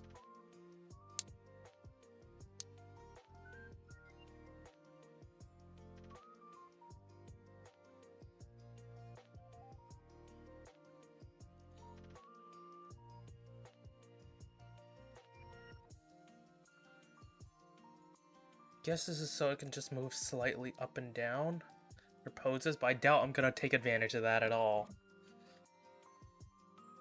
Oh god. Okay, once more. This part is probably the most tedious part of this build so far. Okay, that one went in a lot better than the others. Don't know why. Actually, is it truly in though? There we go, now it is.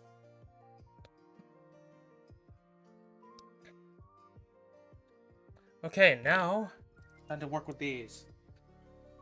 I need to cut out some more armor, so give me a second here. Oh boy.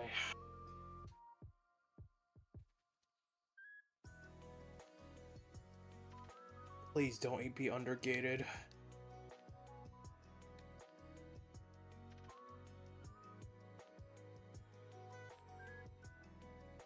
Thankfully it isn't. I can just kind of snip it all out in one try. Without having to do too much cleaning up.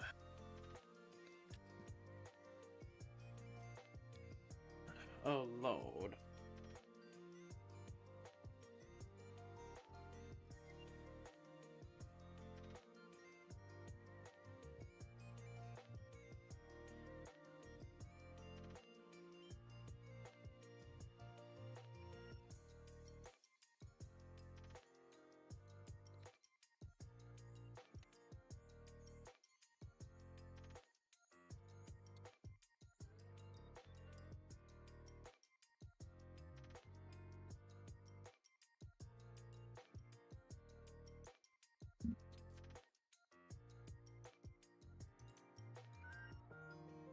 Okay, well, now I can actually start trying to build this damn thing. What do the instructions even want me to do now?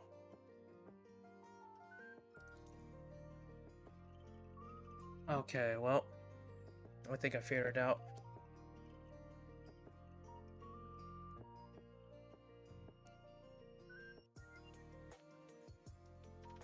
I hope this isn't enough.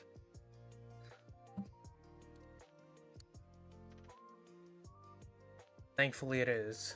Thank goodness.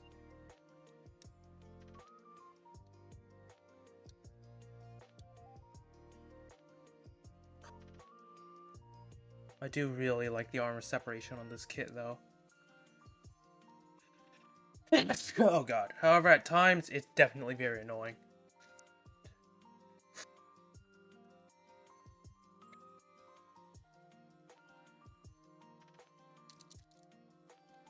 Like right now, where I'm trying to get this piece to stay out as I attach this piece of armor.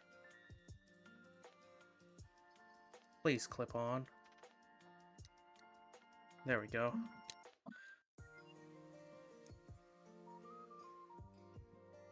And to think there's still more armor after this. The main thing about this is that this is supposed to pop up and out whenever you open up the verniers over here. At a different angle, you know? Because why not? Oh god. There's just so many moving parts to this thing. I mean, again, it's really nice, but it makes building it sometimes very tedious.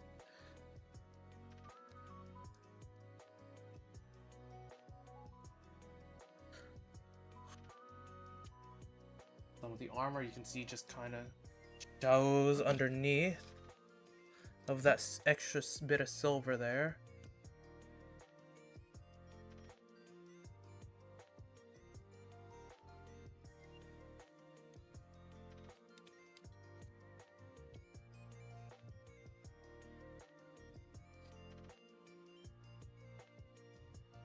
Okay, we got some more frame here. Along with some final bits of white. Before we're finally done with the legs. My goodness. I feel like the legs eat up so much of these parts. At least the white ones. But I still see so many other parts I just need to assemble. I am hoping they are not as complicated as the legs, because... Oh boy, it's usually the legs that are also very complicated in the first place, though. Well, I'm looking ahead at the arms. They also seem pretty complicated. So, about the arms, I don't think I can do them at the same time. Since they seem... Actually, yeah, no, they are slightly different from one another.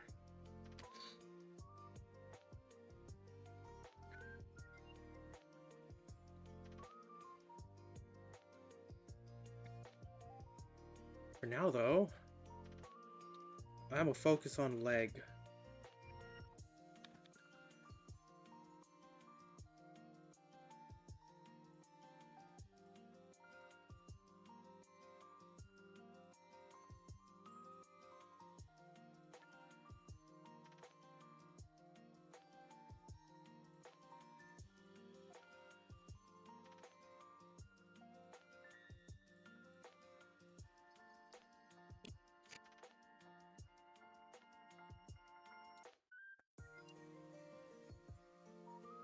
Oh, Lord.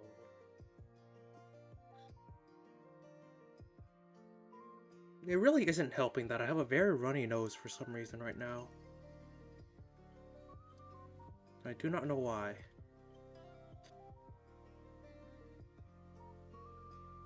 Could be due to a flu vaccine that I got recently.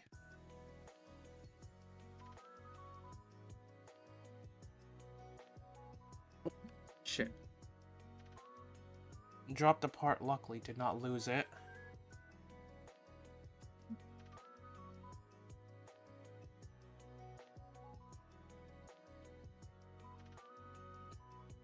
Okay, so... Which side are each of y'all on?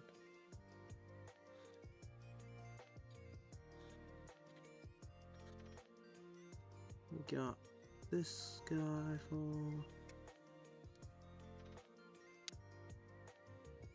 549? Okay, so that means you are on this side. I'll figure out how to align you in a bit.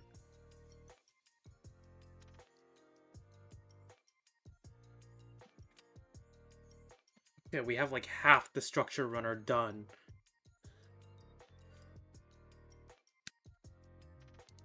Oh god. This is just all from a leg.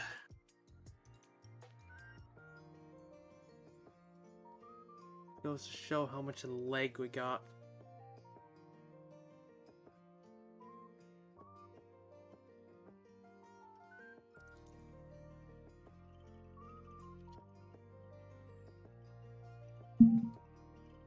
Alrighty. Please tell me that's it. Oh, yes it is.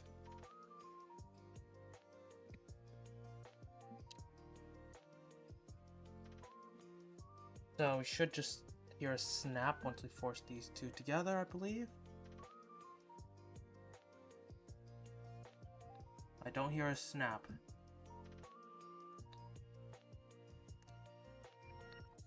I just hope this is in right. Knowing me, it is not. Oh, there it is. I heard the snap. I was correct about it not being in right. Oh, and it just kind of clicks onto the leg. I'm wondering how that works. Like, what it's used for. Oh, wait. No, it pops out. It can rotate slightly as well when it pops out. Oh, that's really cool. So this can pop out, then this pops out of the leg, allowing this to move up. Oh, that is really cool. I should start playing around and actually finish up the build, but that is so cool.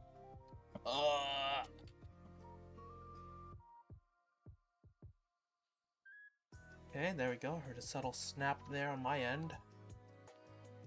Wasn't a bad snap either, thank goodness. And this just kind of clicks into place, and we have a leg complete.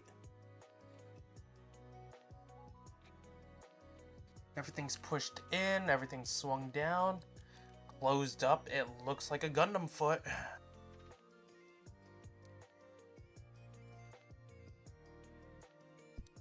This here will be the right leg.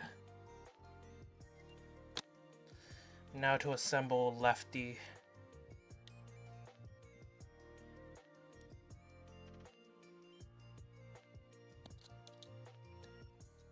Should be the same process. This time just, you know, not playing around with the parts.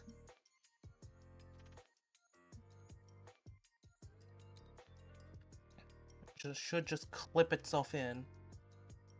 Oh, that is so nice.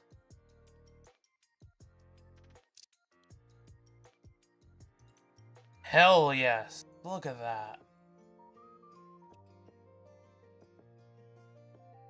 Verniers. When this thing moves, you just pop this out.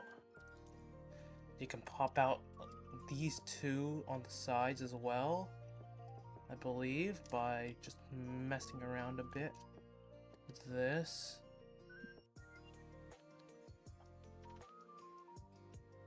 There's probably some way of forcing these two to pop out as well. But for now, look at that armor separation. That is so nice.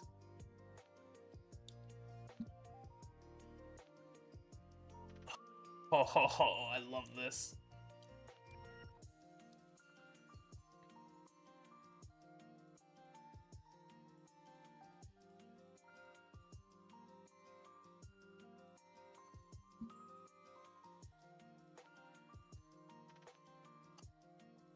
Okay. Alright, enough of that. Enough of that. Waist is next. We're busting out a new runner.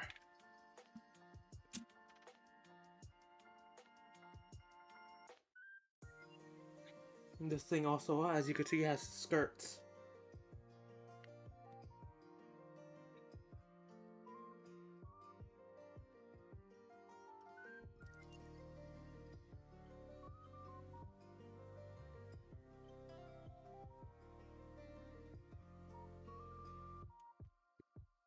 Okay, let's get started.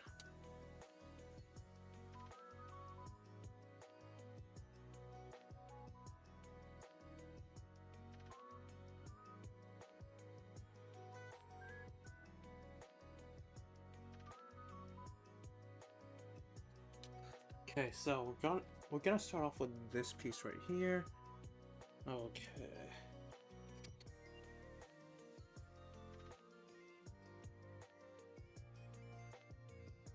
Okay, we need to apply some more stickers once I cut out a piece.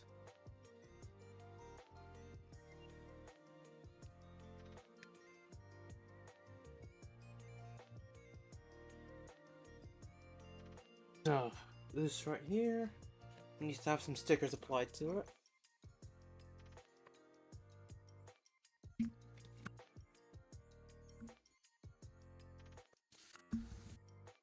Oh god, okay, so I'm looking at the full instructions right now. There are like two halves to this.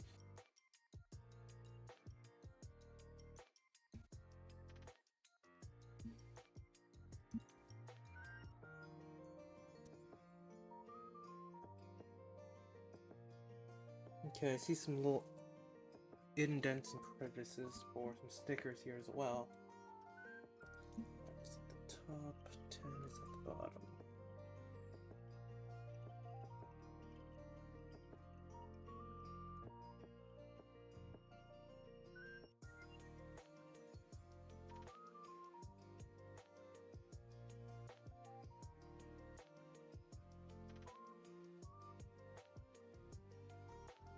Come on, please peel off the sticker sheet. Do not make me have to use like tweezers or something to grab ya.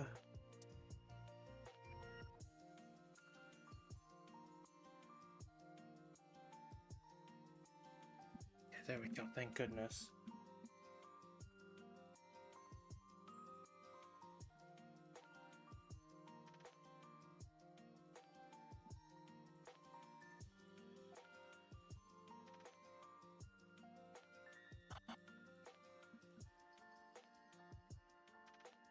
Gotta slowly get this metallic decal in. Slowly and carefully. Oh, good lord. How am I supposed to do this properly? Okay, it worked. Oh, thank goodness. Thank God it only took me one try. Now I should just do that 3 more times. Oh, no.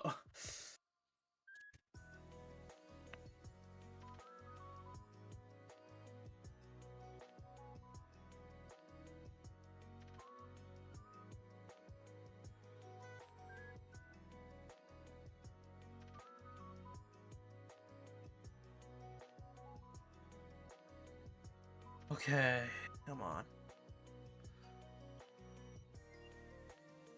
I'm not gonna be doing this with the marking decals, luckily. I'm going to be doing that off stream. Because, oh boy, there are a lot of marking decals that aren't, like, mandatory. Like, all these ones over here are just for metallic flare. These ones over here are all marking ones. Okay, thank God. I'm done.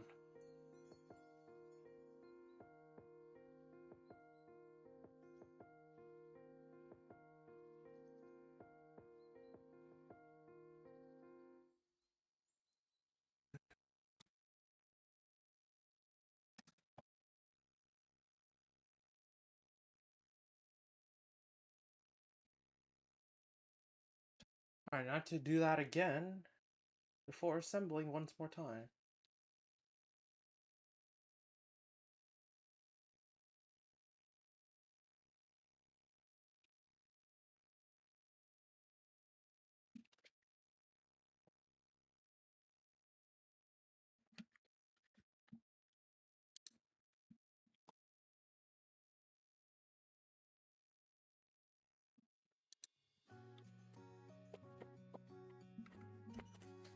Okay.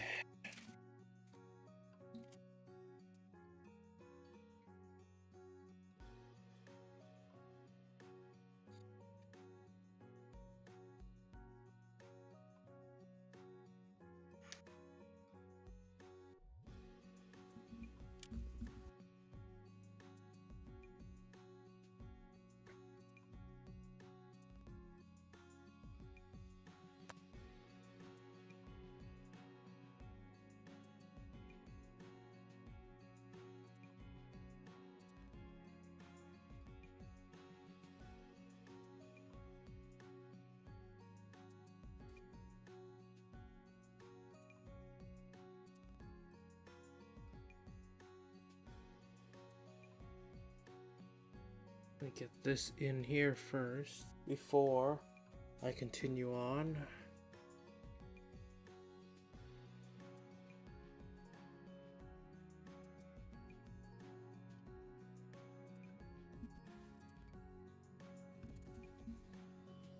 Oh, wait, how the hell is this supposed to fit on?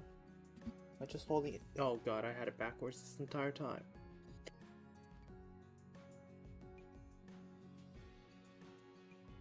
God, I swear I do that every time.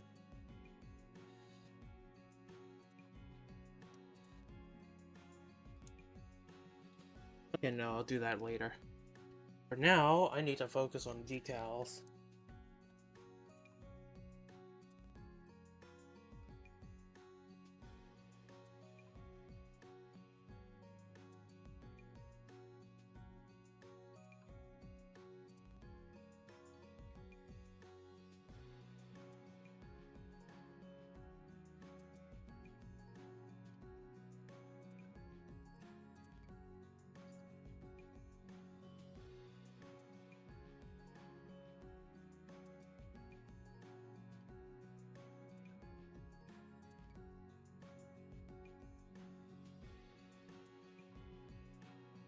Despite being metallic stickers, these things can be really easy to rip. I think I've had that happen to me once. It wasn't fun.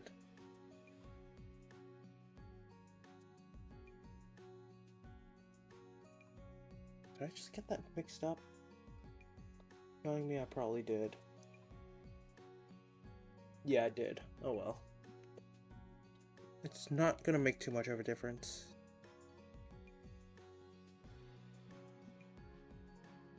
Oh god, I just keep on peeling the sticker along with the backing underneath the sticker.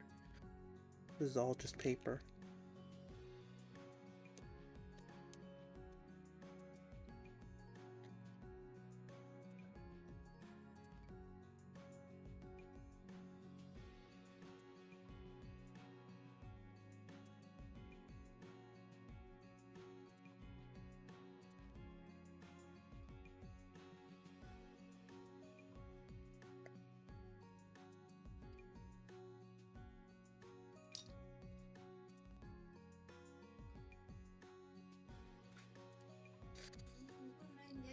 Okay, here we go.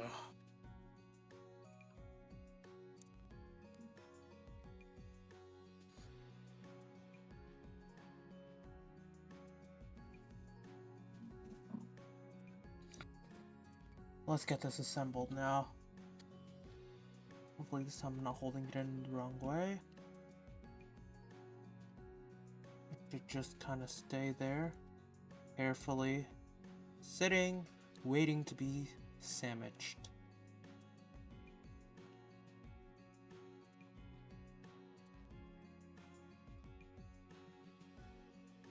Ooh, okay, so based off of this design, the legs can pivot up and down independently from one another. As you can see right here, I hold down there. If I flip to the other side, the hole has not moved down yet.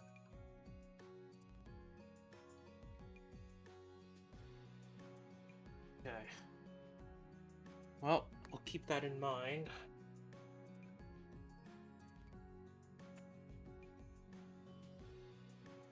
As we continue onwards.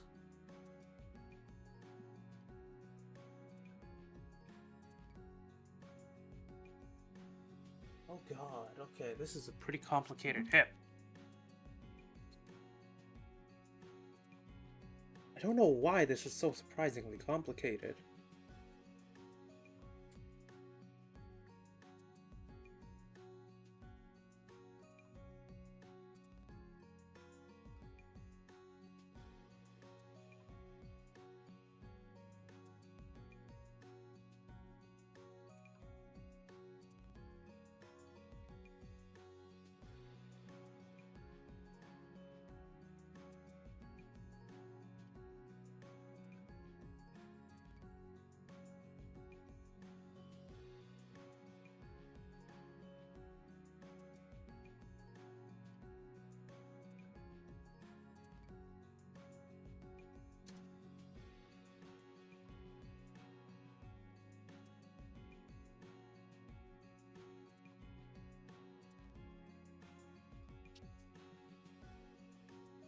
I already see a ton of tiny parts and pegs I'm gonna need to cut out later.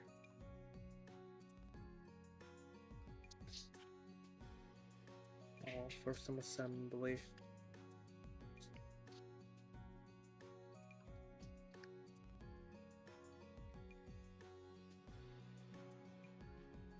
What part was this again? I completely forgot. Yeah. Okay, no, it doesn't matter here.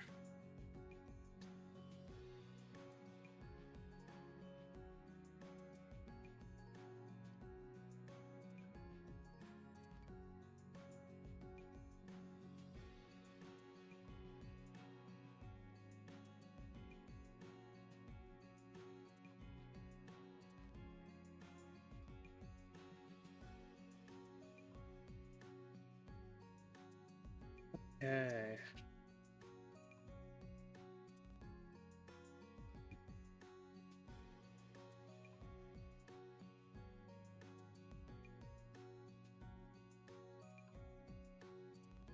There we go, everything is neatly laid out. Now, to quickly-ish assemble.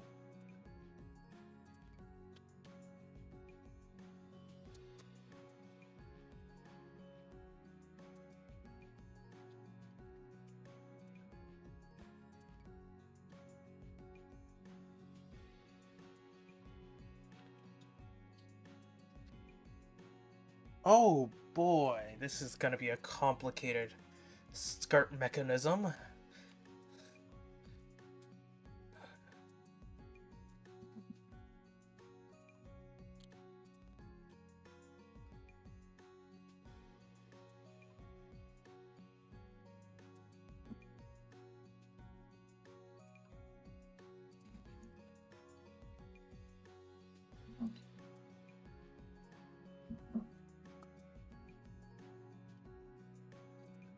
Okay, I need to cut out some more pieces here.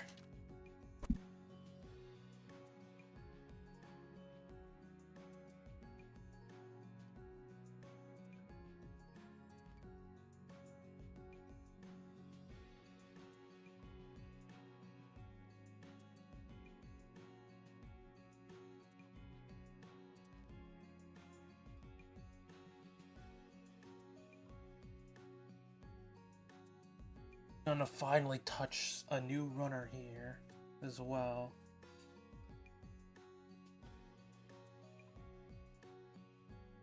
Where is the piece I need? Here it is.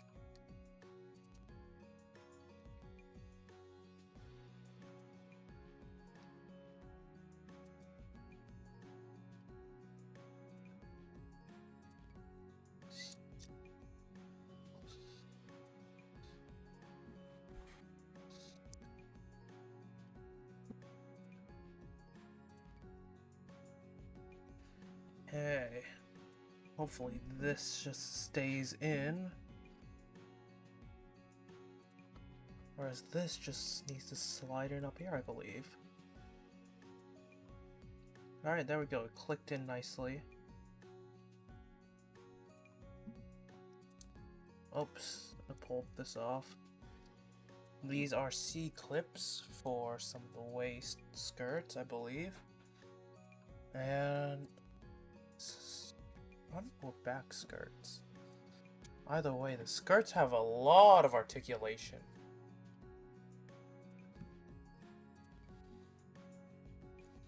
I'm thinking this is the front.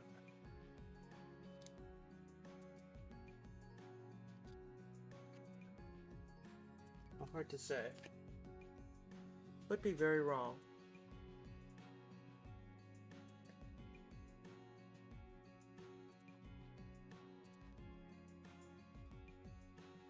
Okay.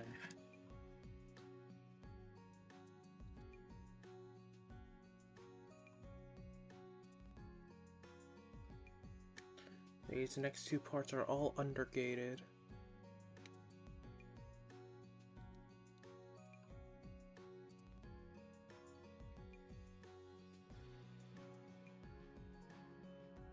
Okay, good. That's a gate. I don't need to worry about that. Thank goodness.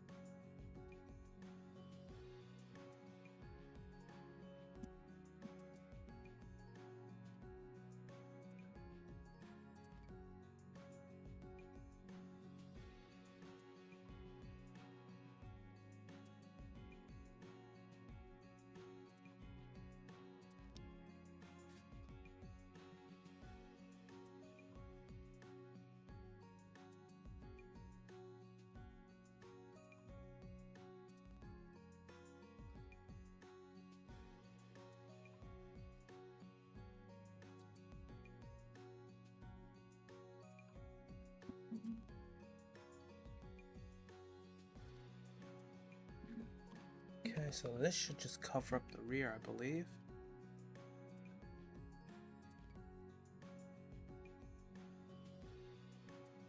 I could be very wrong about this.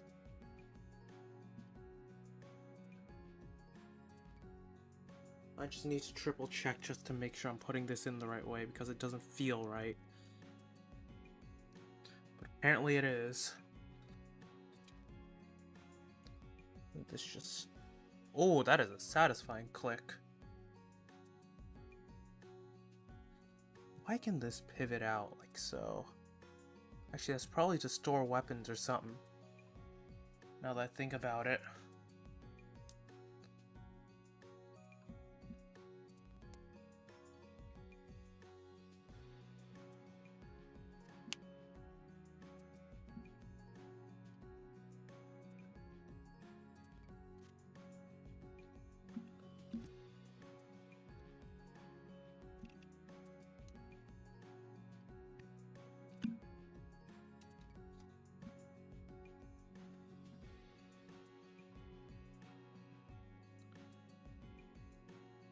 good lord, there is a lot of color separation on this next part.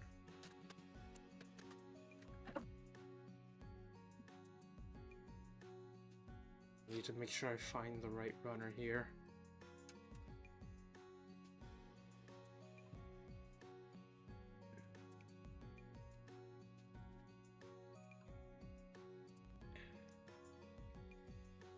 Please don't be undergated. Thank goodness you're not.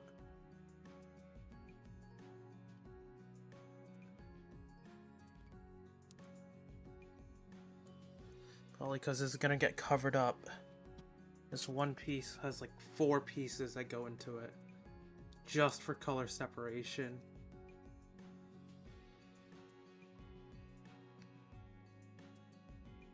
Again, personally, I would really love it if this was like somewhat pre-cut, because I mean it would be annoying to find all the parts, but personally I wouldn't mind too much. It'd be like going through a bag of Legos. Still faster than cutting it out then and there. I'm gonna see if I can actually try to do that next time. Just like pre-cut everything. I'm gonna need a much larger work surface just to lay everything out, or a much smaller kit in order to facilitate it. The next kit I'm doing is neither of those.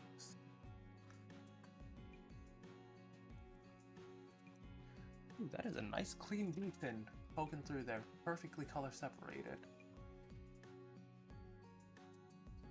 Anyways, what was I saying? Oh yeah, the next kit after this one, it's the Mega Bazooka launcher. The Hyper Mega Bazooka launcher for this thing. I'm gonna have this thing set up on a wall, not a wall, a shelf first. Then once I finish that up, I'm setting it up on my wall.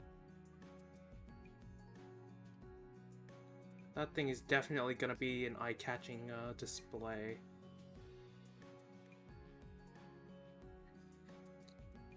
Hyper Mega Bazooka launcher is something else. I do love that thing.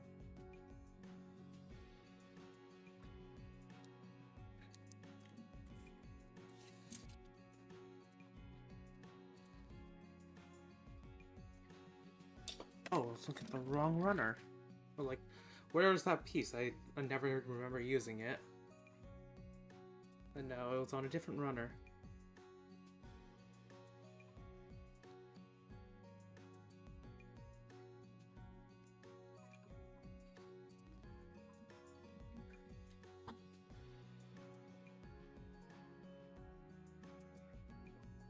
Oh, I should make sure that I get rid of these tiny little undergates. They are certainly annoying, and definitely preventing me from sliding this piece on flush.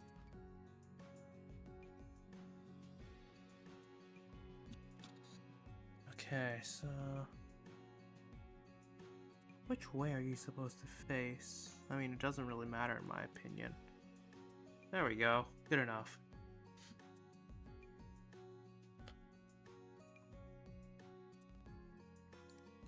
That was upside down. This entire piece is upside down. Okay. Off to some great starts here.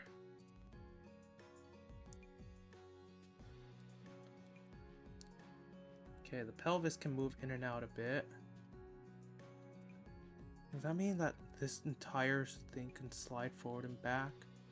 Or what?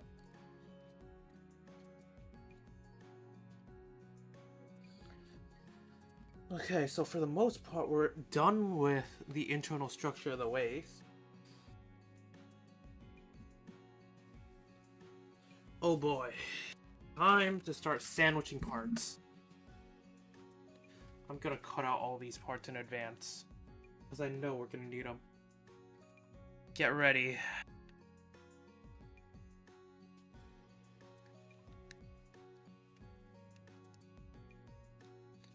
So first off, from the parts that we'll need,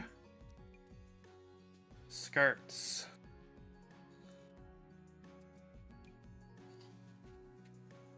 luckily I don't see any undergating on them. Let's see here, what else is there?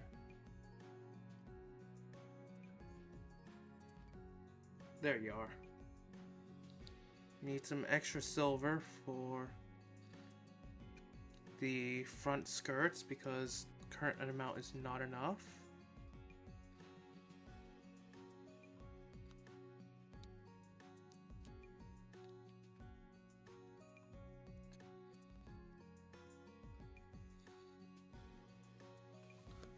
See, this one goes over here, and this one goes over here.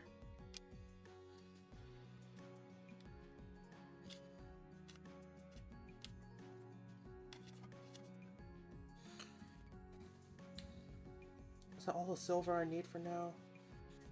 I mean, might as well cut out the back skirts while I'm at it, right?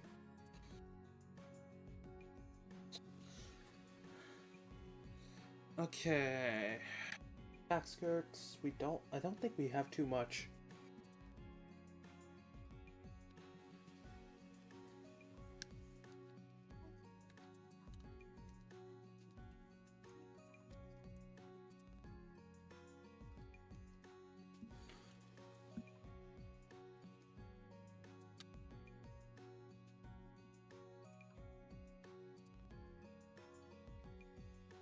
I think that's all for that. Okay.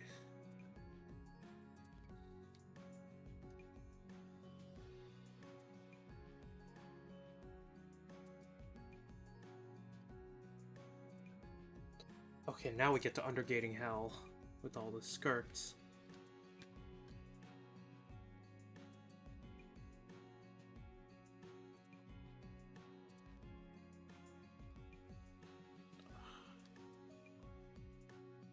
Is that all there is for now? Yes. Thank goodness. There's not too much yet.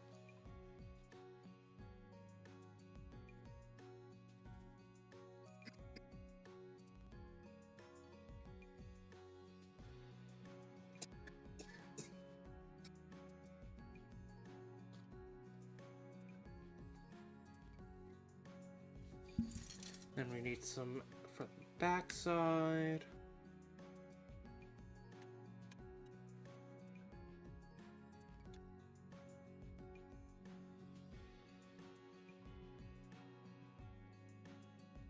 Oh, whoops, almost dropped some skirts.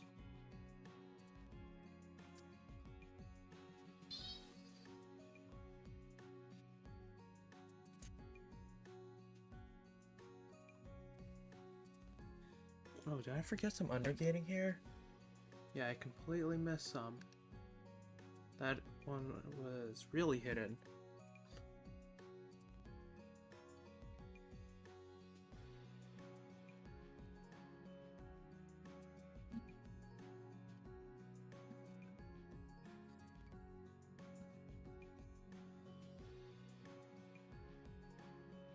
Okay, so we have that for now. Now to actually get the internal frames for all the skirts.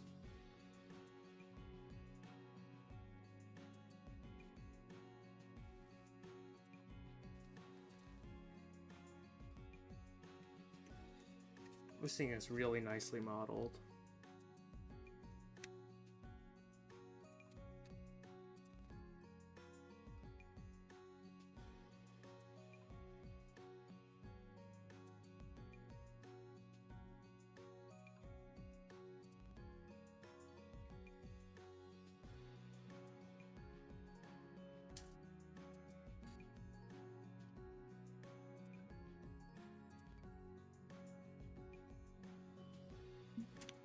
I should really be checking for undergating. I don't think there's any on the frame. Hold up. Oh shit, there's undergating I missed on here. The silver.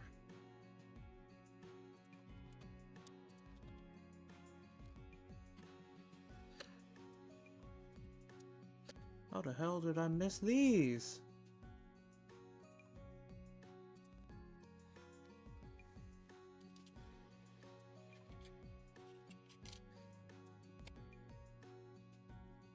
Now I see them.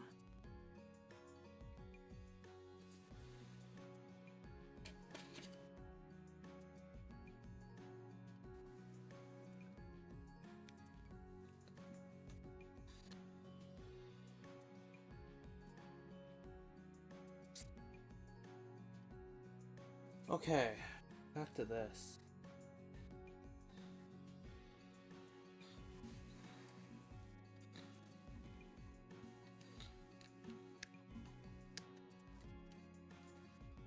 Thank goodness there's no undergating on the frame.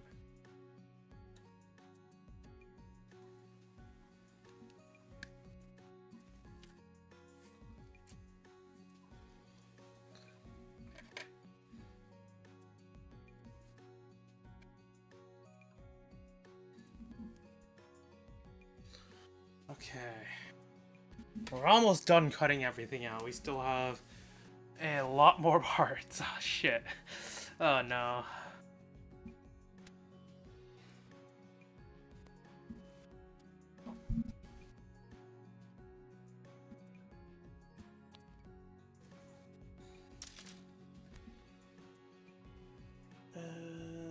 Okay, there we go. Last bit on here.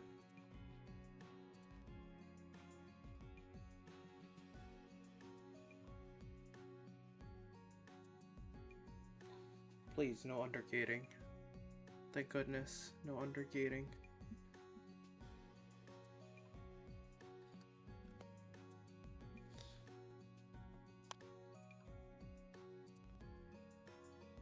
All this for color separation and accuracy. Alrighty. Now we can start assembling. That took a while.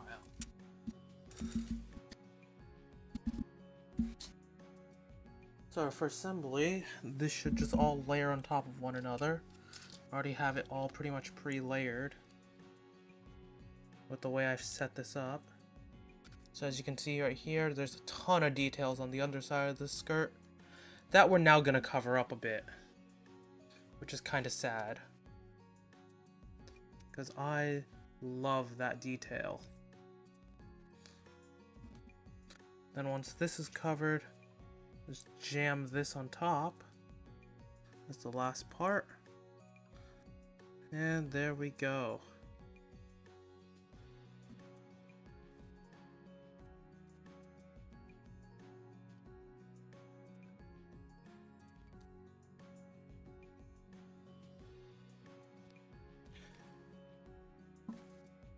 That is one of the front skirts done.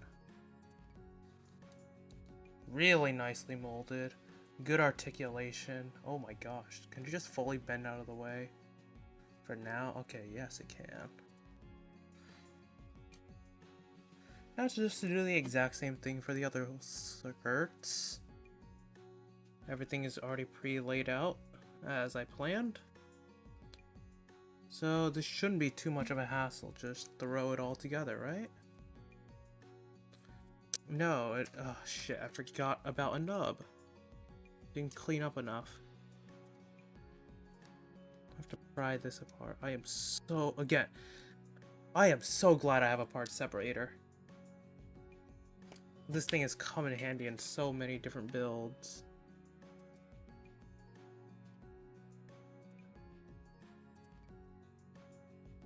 Every time, it's always the part separator getting me out of these messes. Thank God for that.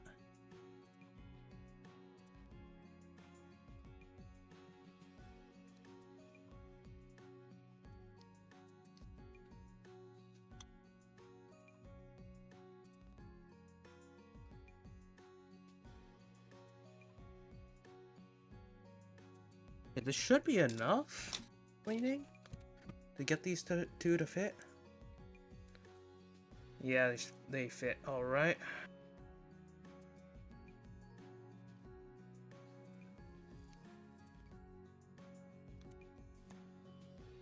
Then this should just seal it off. Hopefully. I feel like this is being held in via friction alone. I don't think I'm wrong about that. Oh no. Feels like it could pop off pretty easily if I'm not careful. I'm very tempted to just apply some gray tack here. Just to help it out a bit, you know? Help it stay on.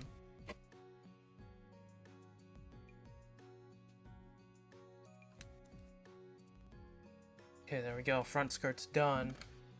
Now for back skirts.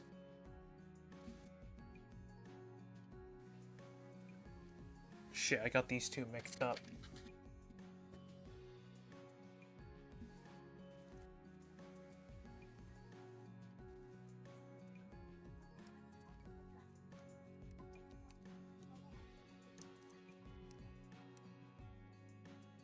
Or did I?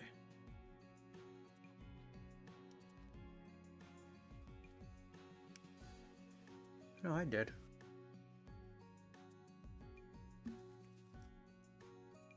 Look at that. That's real nice. And this should just clip on like so. Before this clips on. On top. Oh, okay, so you do have some extra verniers that you can pop out on the back skirts. That's real nice. I mean, you don't get too much articulation, you mainly just move them up and down, pop out the verniers. But still, nice nonetheless. It's just nice to even have the option of doing that in the first place.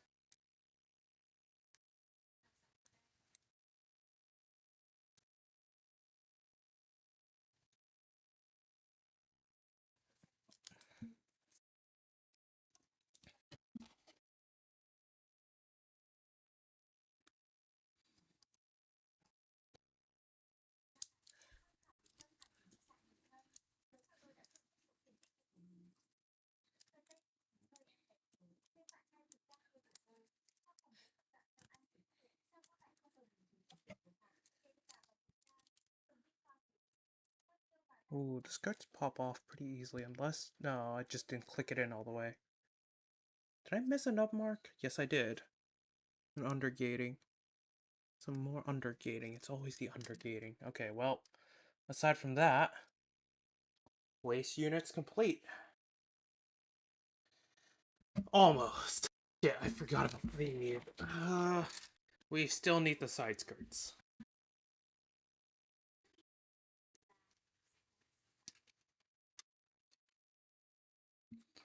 This shouldn't take too long to throw together.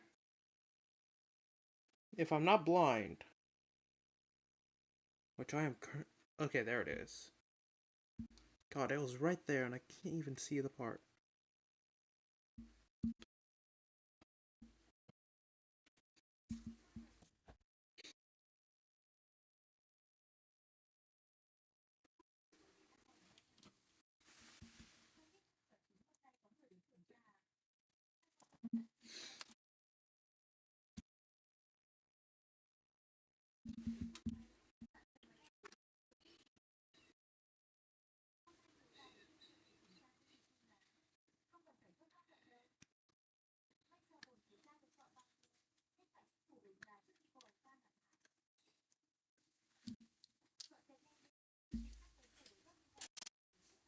You just got a couple more bits of frame here for the side skirts and their thrusters.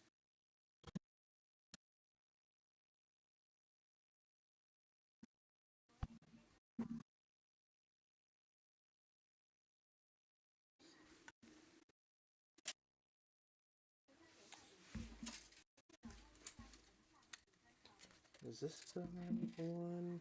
Yes, it is.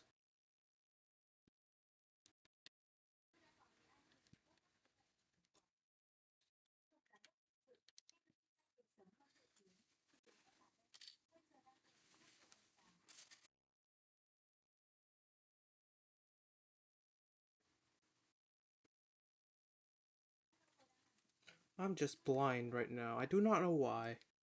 Could be sleep deprivation. Could be dehydration. Either way, I am currently very blind, and I can't see parts that are right in front of my eyes.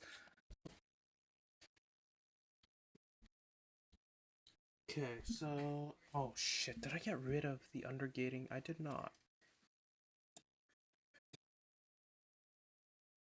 Need to clean this up a bit.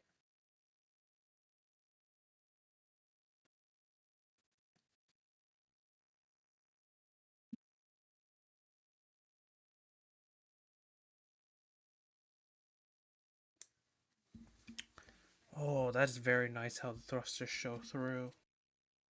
They just kind of pop in through and underneath all this extra armor.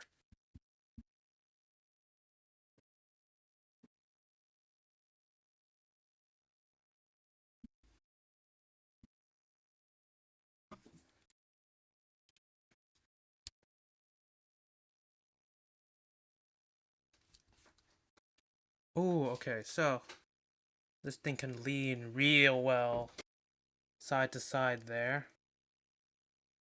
Let's see. Oh, whoops. The C clip here fell out. So these skirts can move outwards a bit. Of course, they are being blocked by the back skirts as well. These things can certainly move out like so. Oh my gosh. Okay, yeah, no, they can really move out of the way. Look at that. They really can fold up. Wow.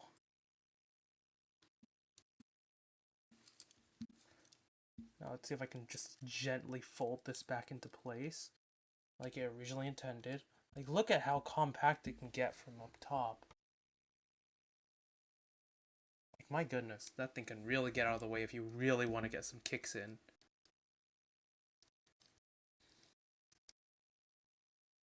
Let's see. For now, let's hook these these three parts together to make one unit. Okay, that feels like it's in pretty solid. What about the other side? Just gonna gently twist this in. Oh, I felt something. Is this in enough? Okay, no. I need to twist it this side a bit more. There we go. Yeah, no, they're in for sure now. Again, you can move these skirts out of the way real easy to get access to that leg. Oh my gosh, look at that. I mean, this certainly pops out. But my god, does that kick high. Oh boy, yeah. You want kicks? You use this this style of hip. It has a lot of moving parts, but I guess for some it's worth it for that kick. Of course, these skirts also move up a lot. And they do, of course, move independently and are on ball joints, so a lot of articulation potential of these things. That's nice.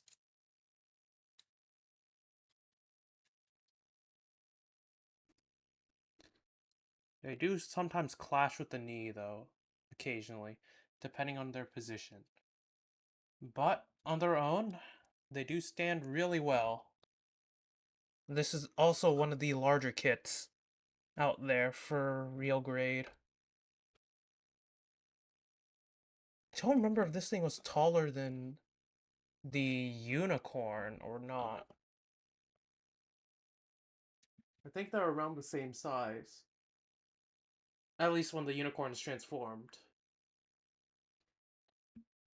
I mean, it's also technically larger than its canonical size, but I do like that added bulk. So I am not complaining about that.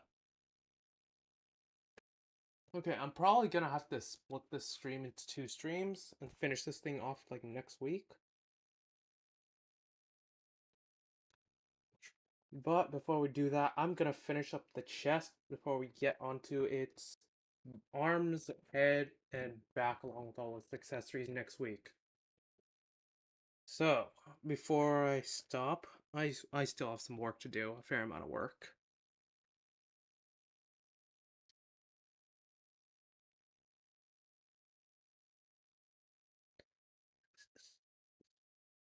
Yeah, I should also turn on some BGM as well.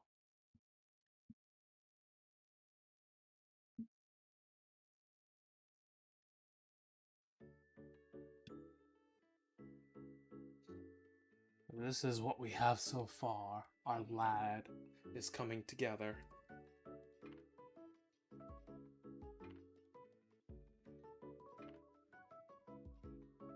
I completely lost track of which part I was supposed to be searching for. It was literally in front of my eyes this entire time.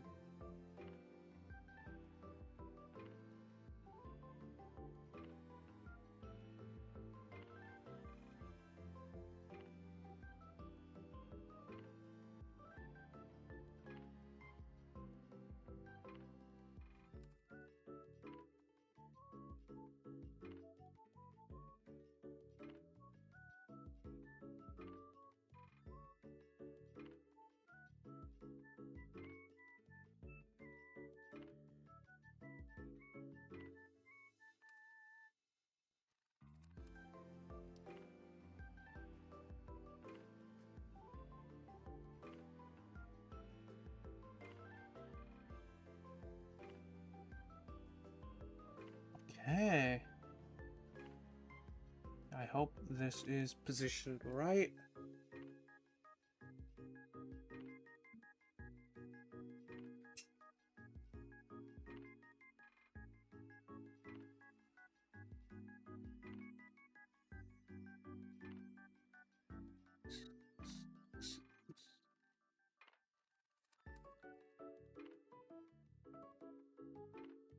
Where the... Oh, I have the runner upside down. No wonder it was hard.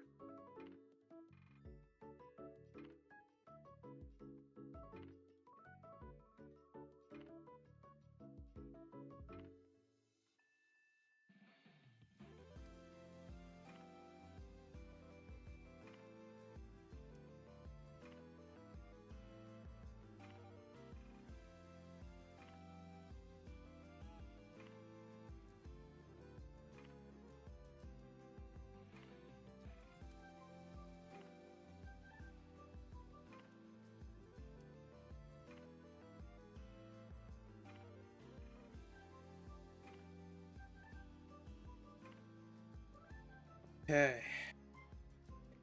Let's get this thing assembled now.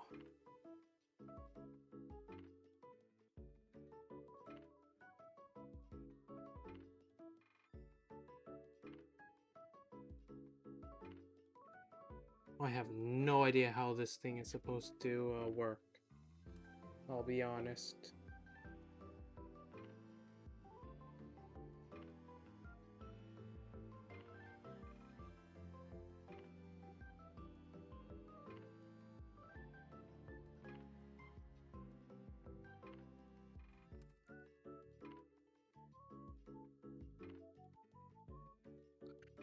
Shit, I had this upside down.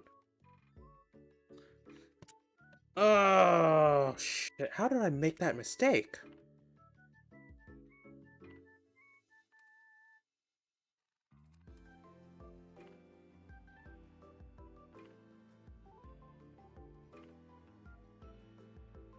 I knew something fell off.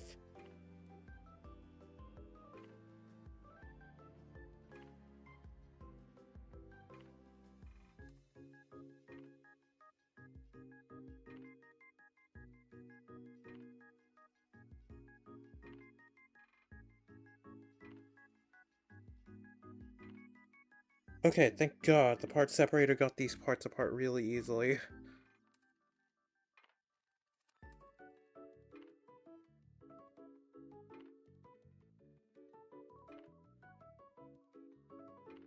Okay. Let's start removing. Come on, please come off.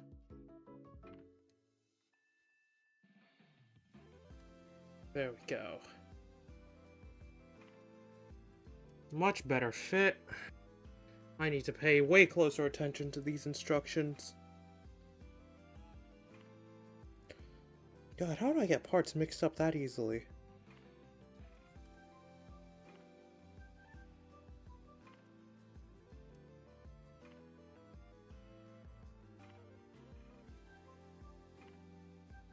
Okay, there we go. That fits way better. I think this part might be exposed occasionally, which is why it wants me to apply some stickers.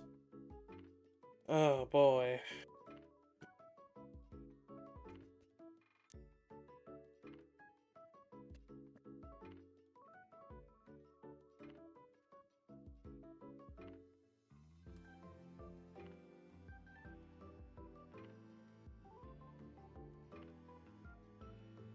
Are you kidding me?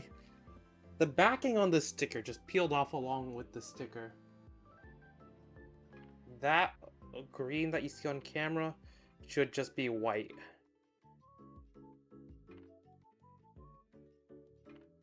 Shit, this is gonna be annoying. Oh, okay, got it. Managed to peel it off.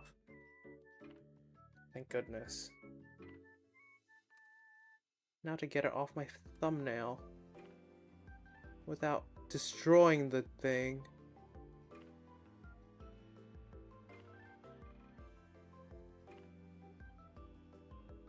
Okay, there we go.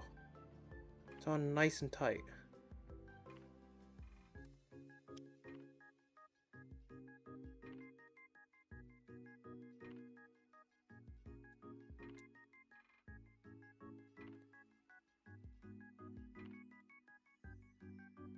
Okay. Let's get another one on here.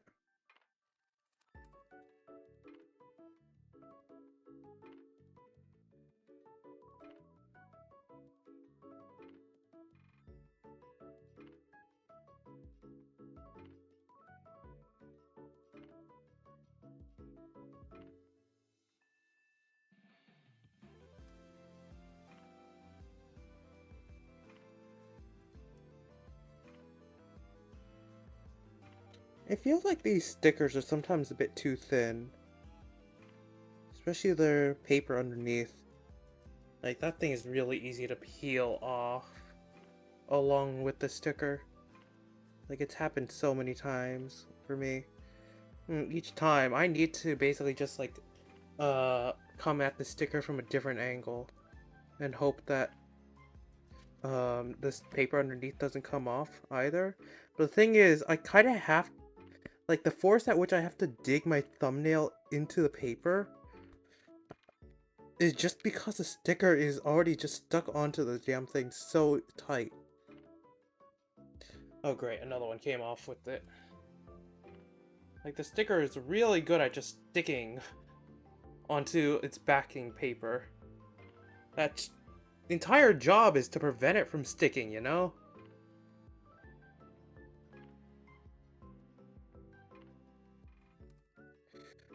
It's not doing its job too well.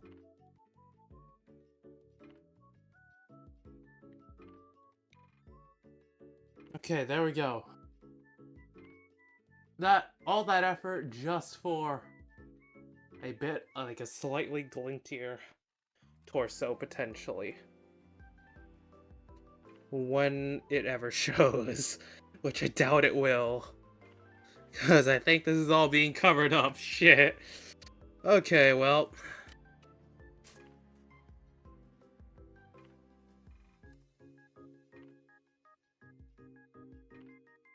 So much for that.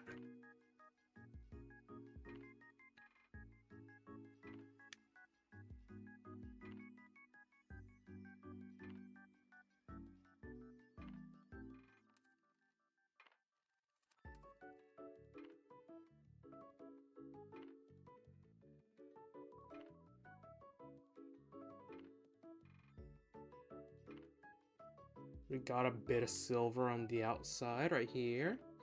A bit of color separation back here with the frame. Now this would just plug into the hole up here if I'm not mistaken. I know this thing has an opening cockpit, but I don't know... I don't think the inside is, of course, modeled. Okay.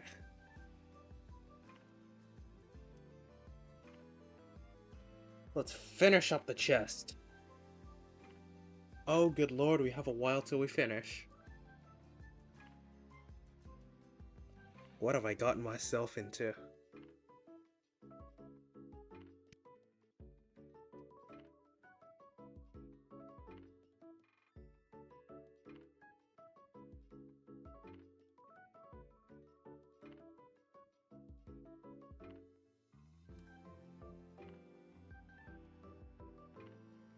Okay, so we got these.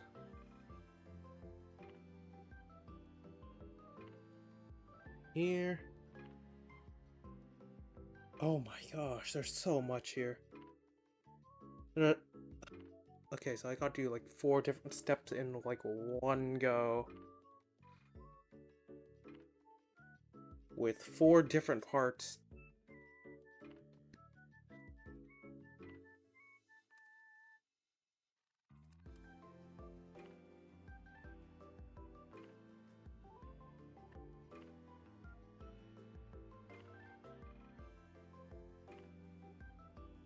Oh, okay, I see the collar right here.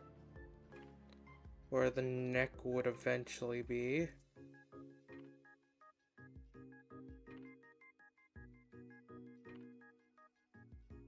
Yeah, I don't think this thing's properly modeled, like, cockpit-wise. Let's see, so we start with this piece, we shove it in here.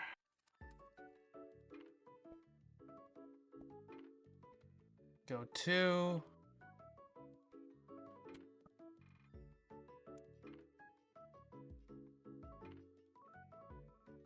Apparently we're supposed to raise this a bit, what? 3, 4? Okay.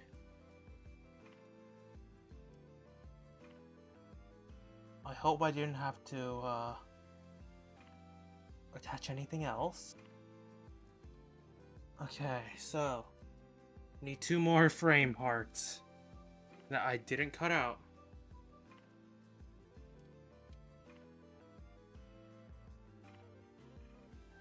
If my hand could stop shaking so much, that would be great.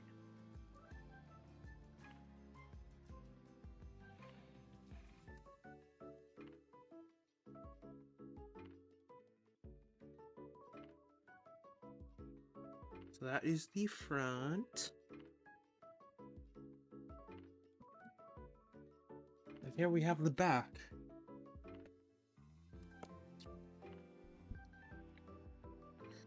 So this apparently just kind of twists on.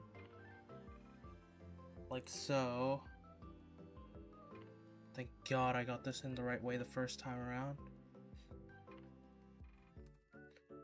And then this should just, oh God. Line it up, right? Should just attach like so.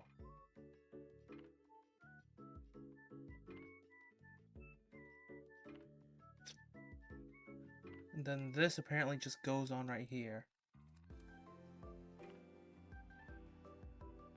And this C-clip right here is gonna be for the cockpit. I see 2 pegs here, which we're probably gonna be using to eventually attach some arms.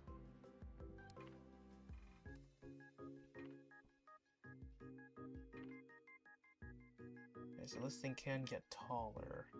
It's probably gonna be folding forward.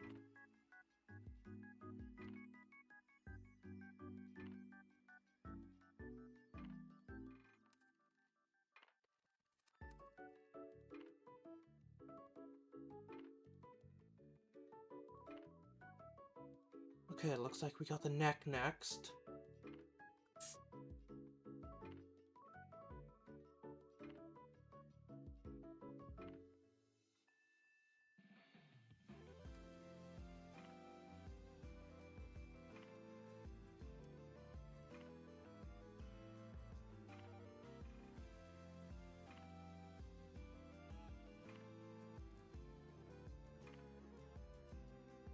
I'm making sure this is facing the right way.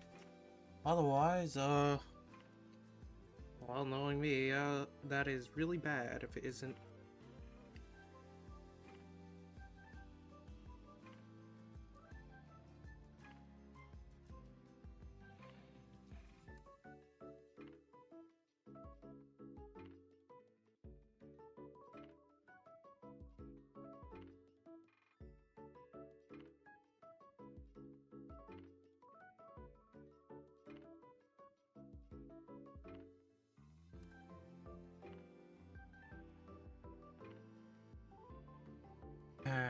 Hope this is facing the right way.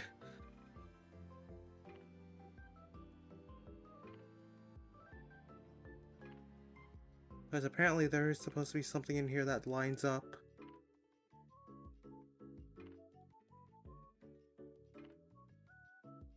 Okay, there we go.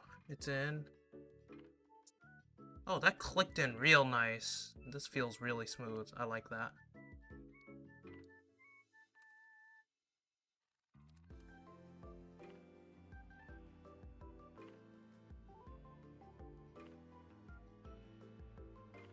Okay, well, time for arm assembly.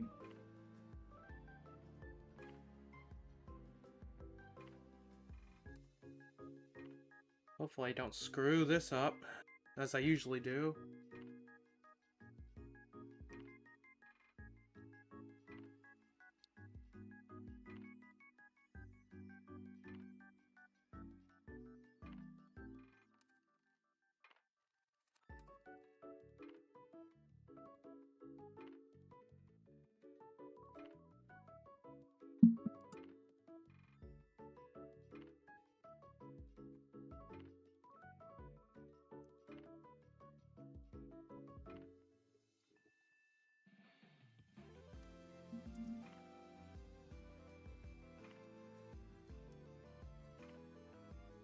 Okay.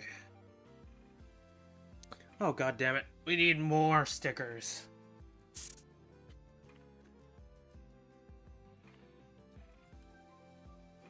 Oh god, these are tiny.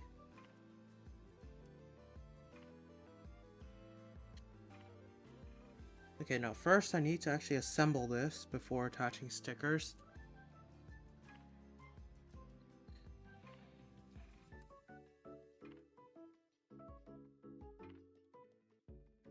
Okay, so there is a right side up and a wrong side up. The instructions make it very clear.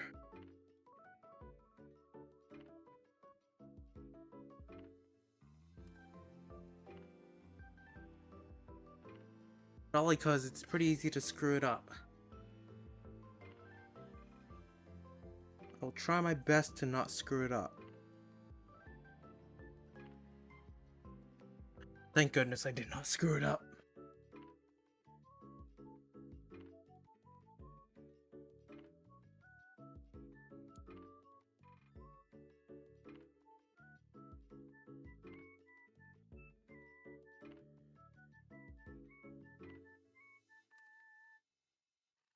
Okay, just 3 pieces for this tiny little assembly here. Now to apply all the stickers, oh my.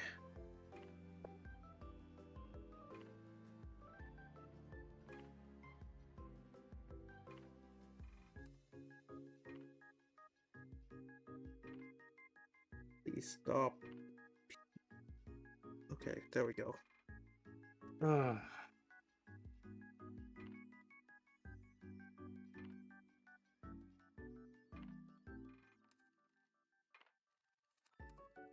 The sticker does not want to cooperate today. My goodness. At this point, I'm really tempted to just dab some of my silver on it. I don't know, if I had a chrome marker, I don't know if I'd want to use it or not, just because I know that the chrome markers have a tendency to just really pour out a lot. So if I had a chrome marker, I would just use a tiny little paintbrush instead.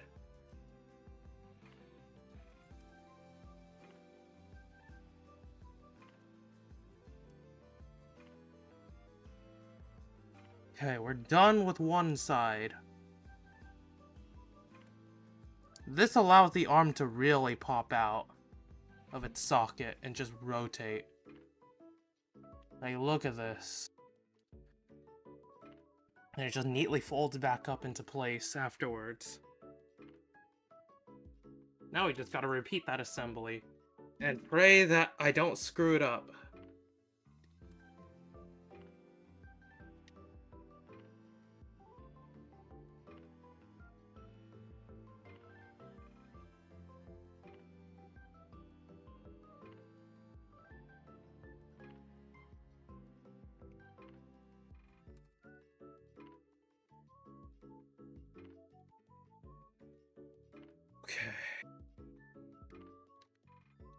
Same details as before.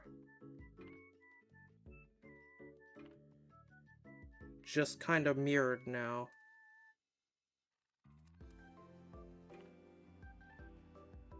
Okay.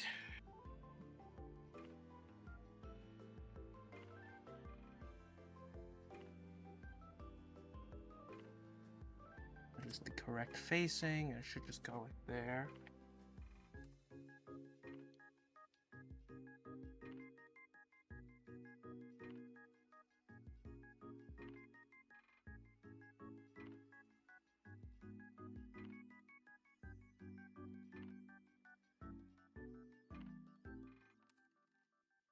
Okay, there we go. We got it in. Now it's a decal it.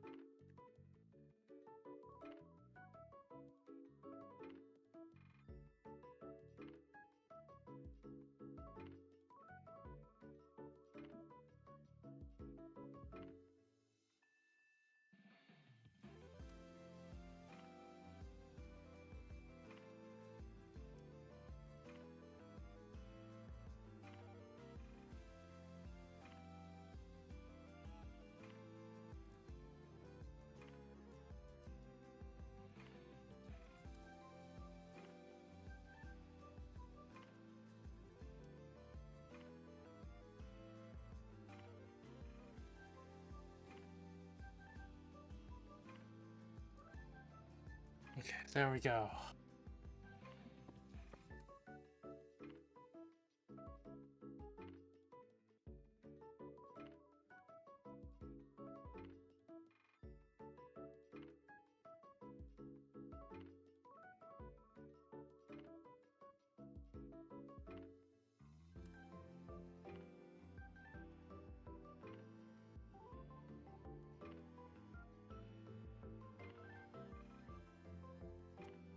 That is the silver on the arms done. That took a lot of time. Oh god, my back is really starting to ache. I've been crouching for too long. But we're almost done with this, so...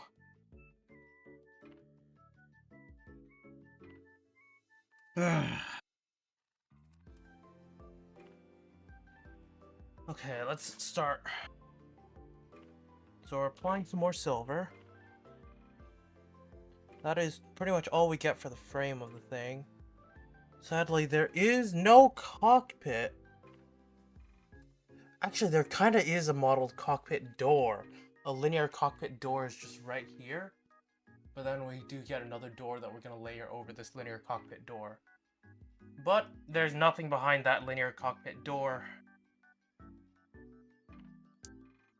There's just more of this very compact frame.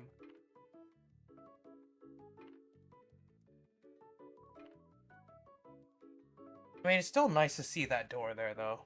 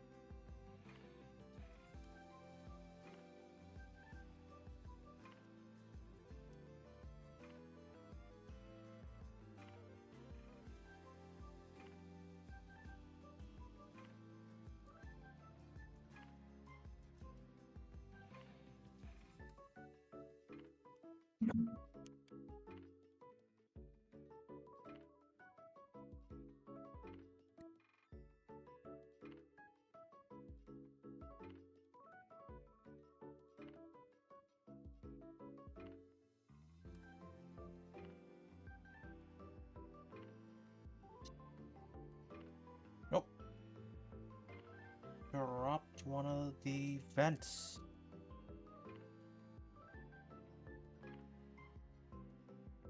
We're gonna need this later.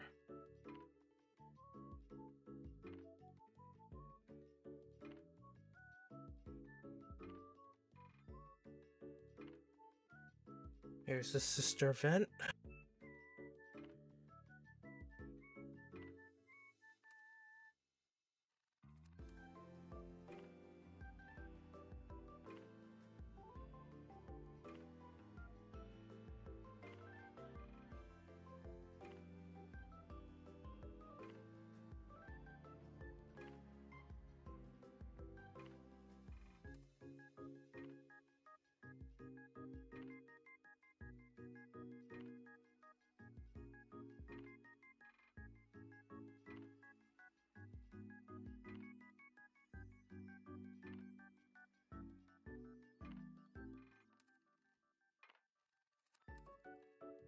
Okay. Almost done. We're very close to the finish line. At least my self-imposed finish line.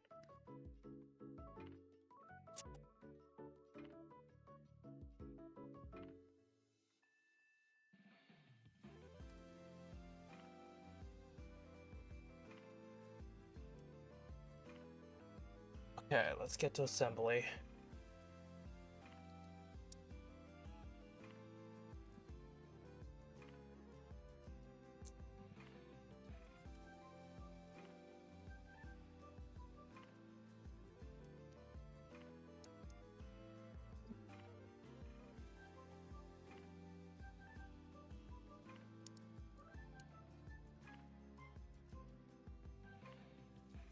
Oh. That popped out?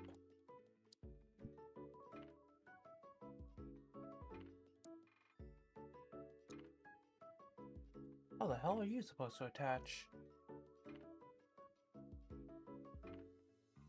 Unless I have this mixed up. I did. Okay, well. Sucks for me then, I guess.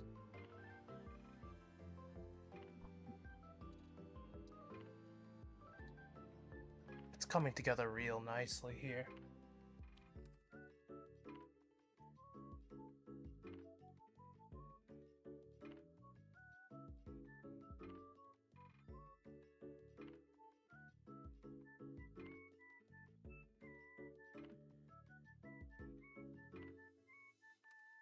Alright, now we work on the back.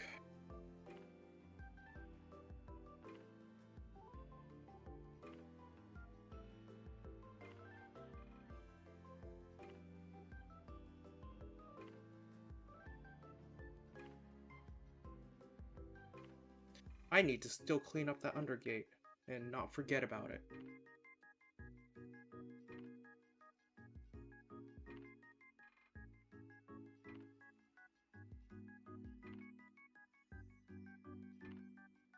Yeah.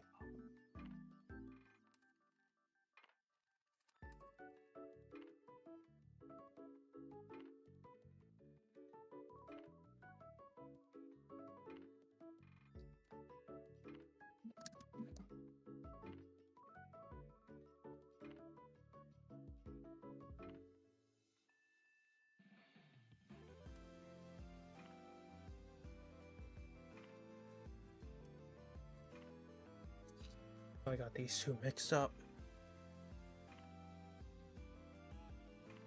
Actually, before I do that, I need to cut out one last piece. Final blue piece.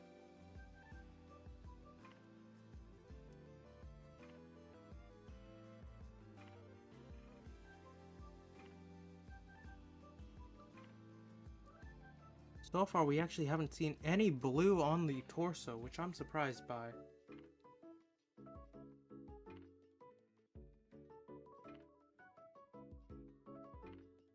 Like, I would have expected to see a bit of blue before all this white, but I guess not.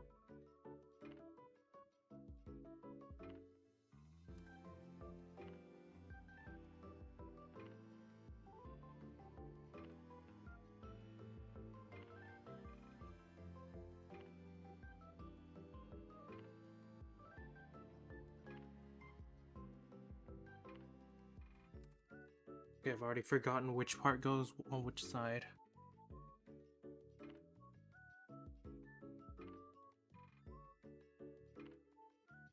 Okay, so let's see here. This should just slide in, I think?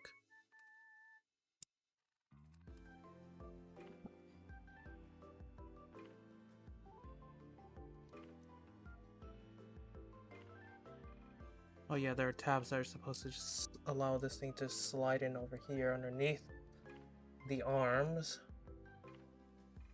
And this should just slide over, I think.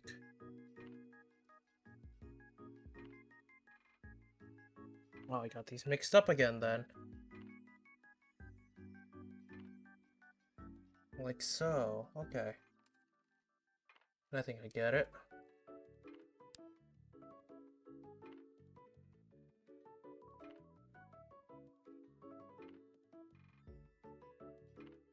Now just one more piece on top.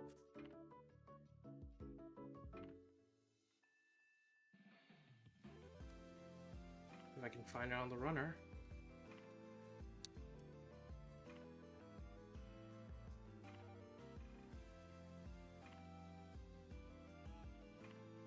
Oh yeah, I really shouldn't be using the box. I have my cutting mat down here. I don't know why I haven't been using it. God, what am I doing?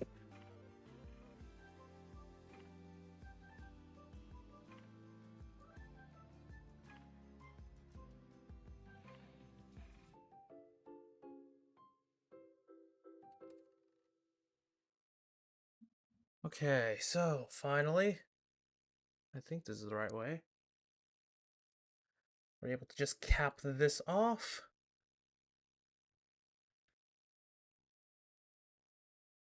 And shift this. Oh shit. Make sure that silver doesn't pop off. Shift this down here by just kind of shimmying it.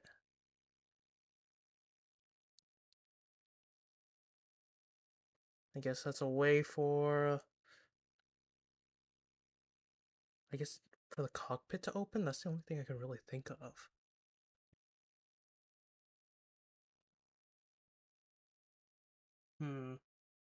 Okay, finally, wrap it up.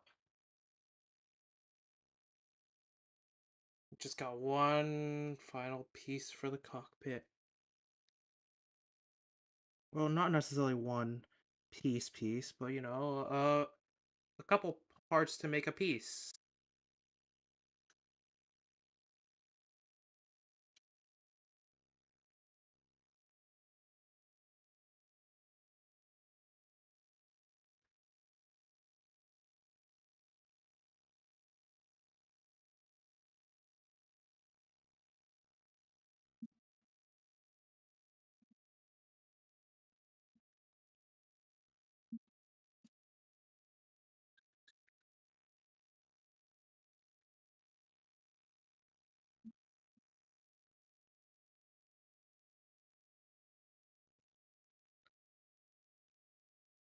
Now, the really cool thing about this cockpit is that there's like two ways of opening it up to get to the linear cockpit inside.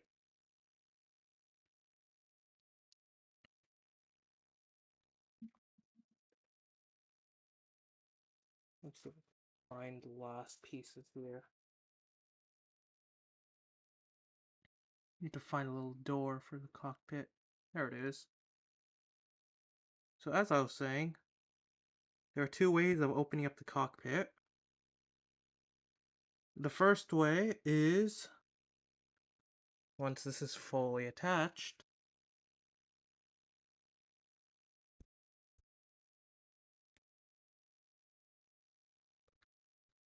you can kind of see it here. First way is like a little hatch, like a sliding hatch. So if you just get your thumbnail in, actually, let me just put this on first before showing it off. That's probably more logical. Okay, there we go. The first way of getting into the cockpit, there's a little hatch here that you can kind of open up. Let me use my tweezers to just help me pry this. You can get to a linear cockpit in there that way. The second way, if we don't decide to use that method, we just decide to reclose this up fully, is like the usual traditional Gundam and gym cockpits, where this just kind of pries up and open. That can fall out. Whoops. This just kind of opens up like so. It swings open like that, or the usual way you see it just slides open up to around here-ish in order to get access to that cockpit. Then, of course, you just kind of close it like that. I do find it really nice, some of the details that they've modeled onto this thing. Mainly some extra thrusters on the sides for and back around the cockpit there. So we still have yet to build the backpack on this thing, and the arms and the head. But it's already pretty large on its own. This alone is about the size of an RX-78 too. So once you add a head, backpack into the equation, yeah, this thing is a lot larger. Like just eyeballing it, I want to say the Victory is around only around the size of this thing's leg. So yeah, this thing's pretty large. Like even this thing's larger than its novel counterpart. Like, its technically canon counterpart. And I don't mind that. I really do like the extra bulk that this thing that they decided to go with for the real grade. It's like a fusion of the Verka Master Grade and uh the novel version of the High New. So I don't mind that. I feel like they combined the best of both worlds here with this kit. Design wise specifically. I really do like the way they look. Oh boy, that is quite the ab crunch now that I'm looking at it. I guess that's why they have this specific set of joints here. Like this thing can really look down. Oh my gosh. I can already imagine some poses with this. I'm definitely gonna need some poses like this for the Hyper Mega Bazooka launcher later. Oh my gosh. Yeah, you can really get some really nice poses out of this set of articulation. A knee bend as well. Oh, okay. Well, we're gonna have to move the skirting armor. Oh, shit. This is... My hand just kind of fumbled that. So if we just gently move this out of the way, you can potentially get a very insane bend there. Assuming that the armor doesn't pop off. I don't think there's an easy way of getting it back on once it's up that high. It's kind of easy, you just kind of C-clip it in. But still, I don't think it's supposed to be bent this high. My god, this thing has a lot of articulation built in, and I really like that. Like, normally I think it's only supposed to go up to around here, unless you, like, scoot it out. Uh, Look at that. Like, I feel like this thing has similar articulation to the real Great God Gundam. Except the God Gundam is a lot easier to put into weird poses, just because its center of mass is lower. And it's just a smaller kit in general.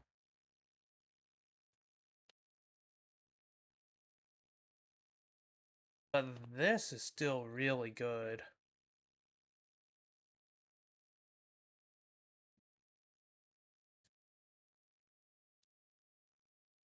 Like, look at this. They can semi-properly balance like this. I want to think, at least. They can. I just need to pose it right. Question is, can I even pose it right? Not really. No, I can. I just need to fiddle around with poses because I'm still not used to some of the posing on flat ground. Aerial poses are a lot easier, of course, since, you just rely on an action base to carry it. But this thing is really nice. For both grounded and aerial poses. But of course, seeing the way it was used, aerial is by far the best way to go. I would recommend getting an action base for it. Which I will, well, I already technically have, because Hyper Mega Bazooka Launcher. But that is a story for another time. Not right now. We will get to that thing eventually. But for now, I think I'm gonna stop this here. I am a bit tired. I don't think I've drank anything for a while. I'm probably very dehydrated. But we've made a decent amount of progress on this kit so far. What we got left are the arms, the head, the backpack, the funnels, and all its other accessories that come with it. which shouldn't be too hard, you know? But anyways, I think this is where I'm gonna wrap things up. So, we're gonna be continuing this build next week and finishing it by then, hopefully. Then the week after that, I plan on doing some more Yakuza 0 because I still need to finish that. Well, my current playthrough of it. But anyway, I think this is where I'm gonna call it for now. Thank you all for coming, and I will see you guys next week when we continue.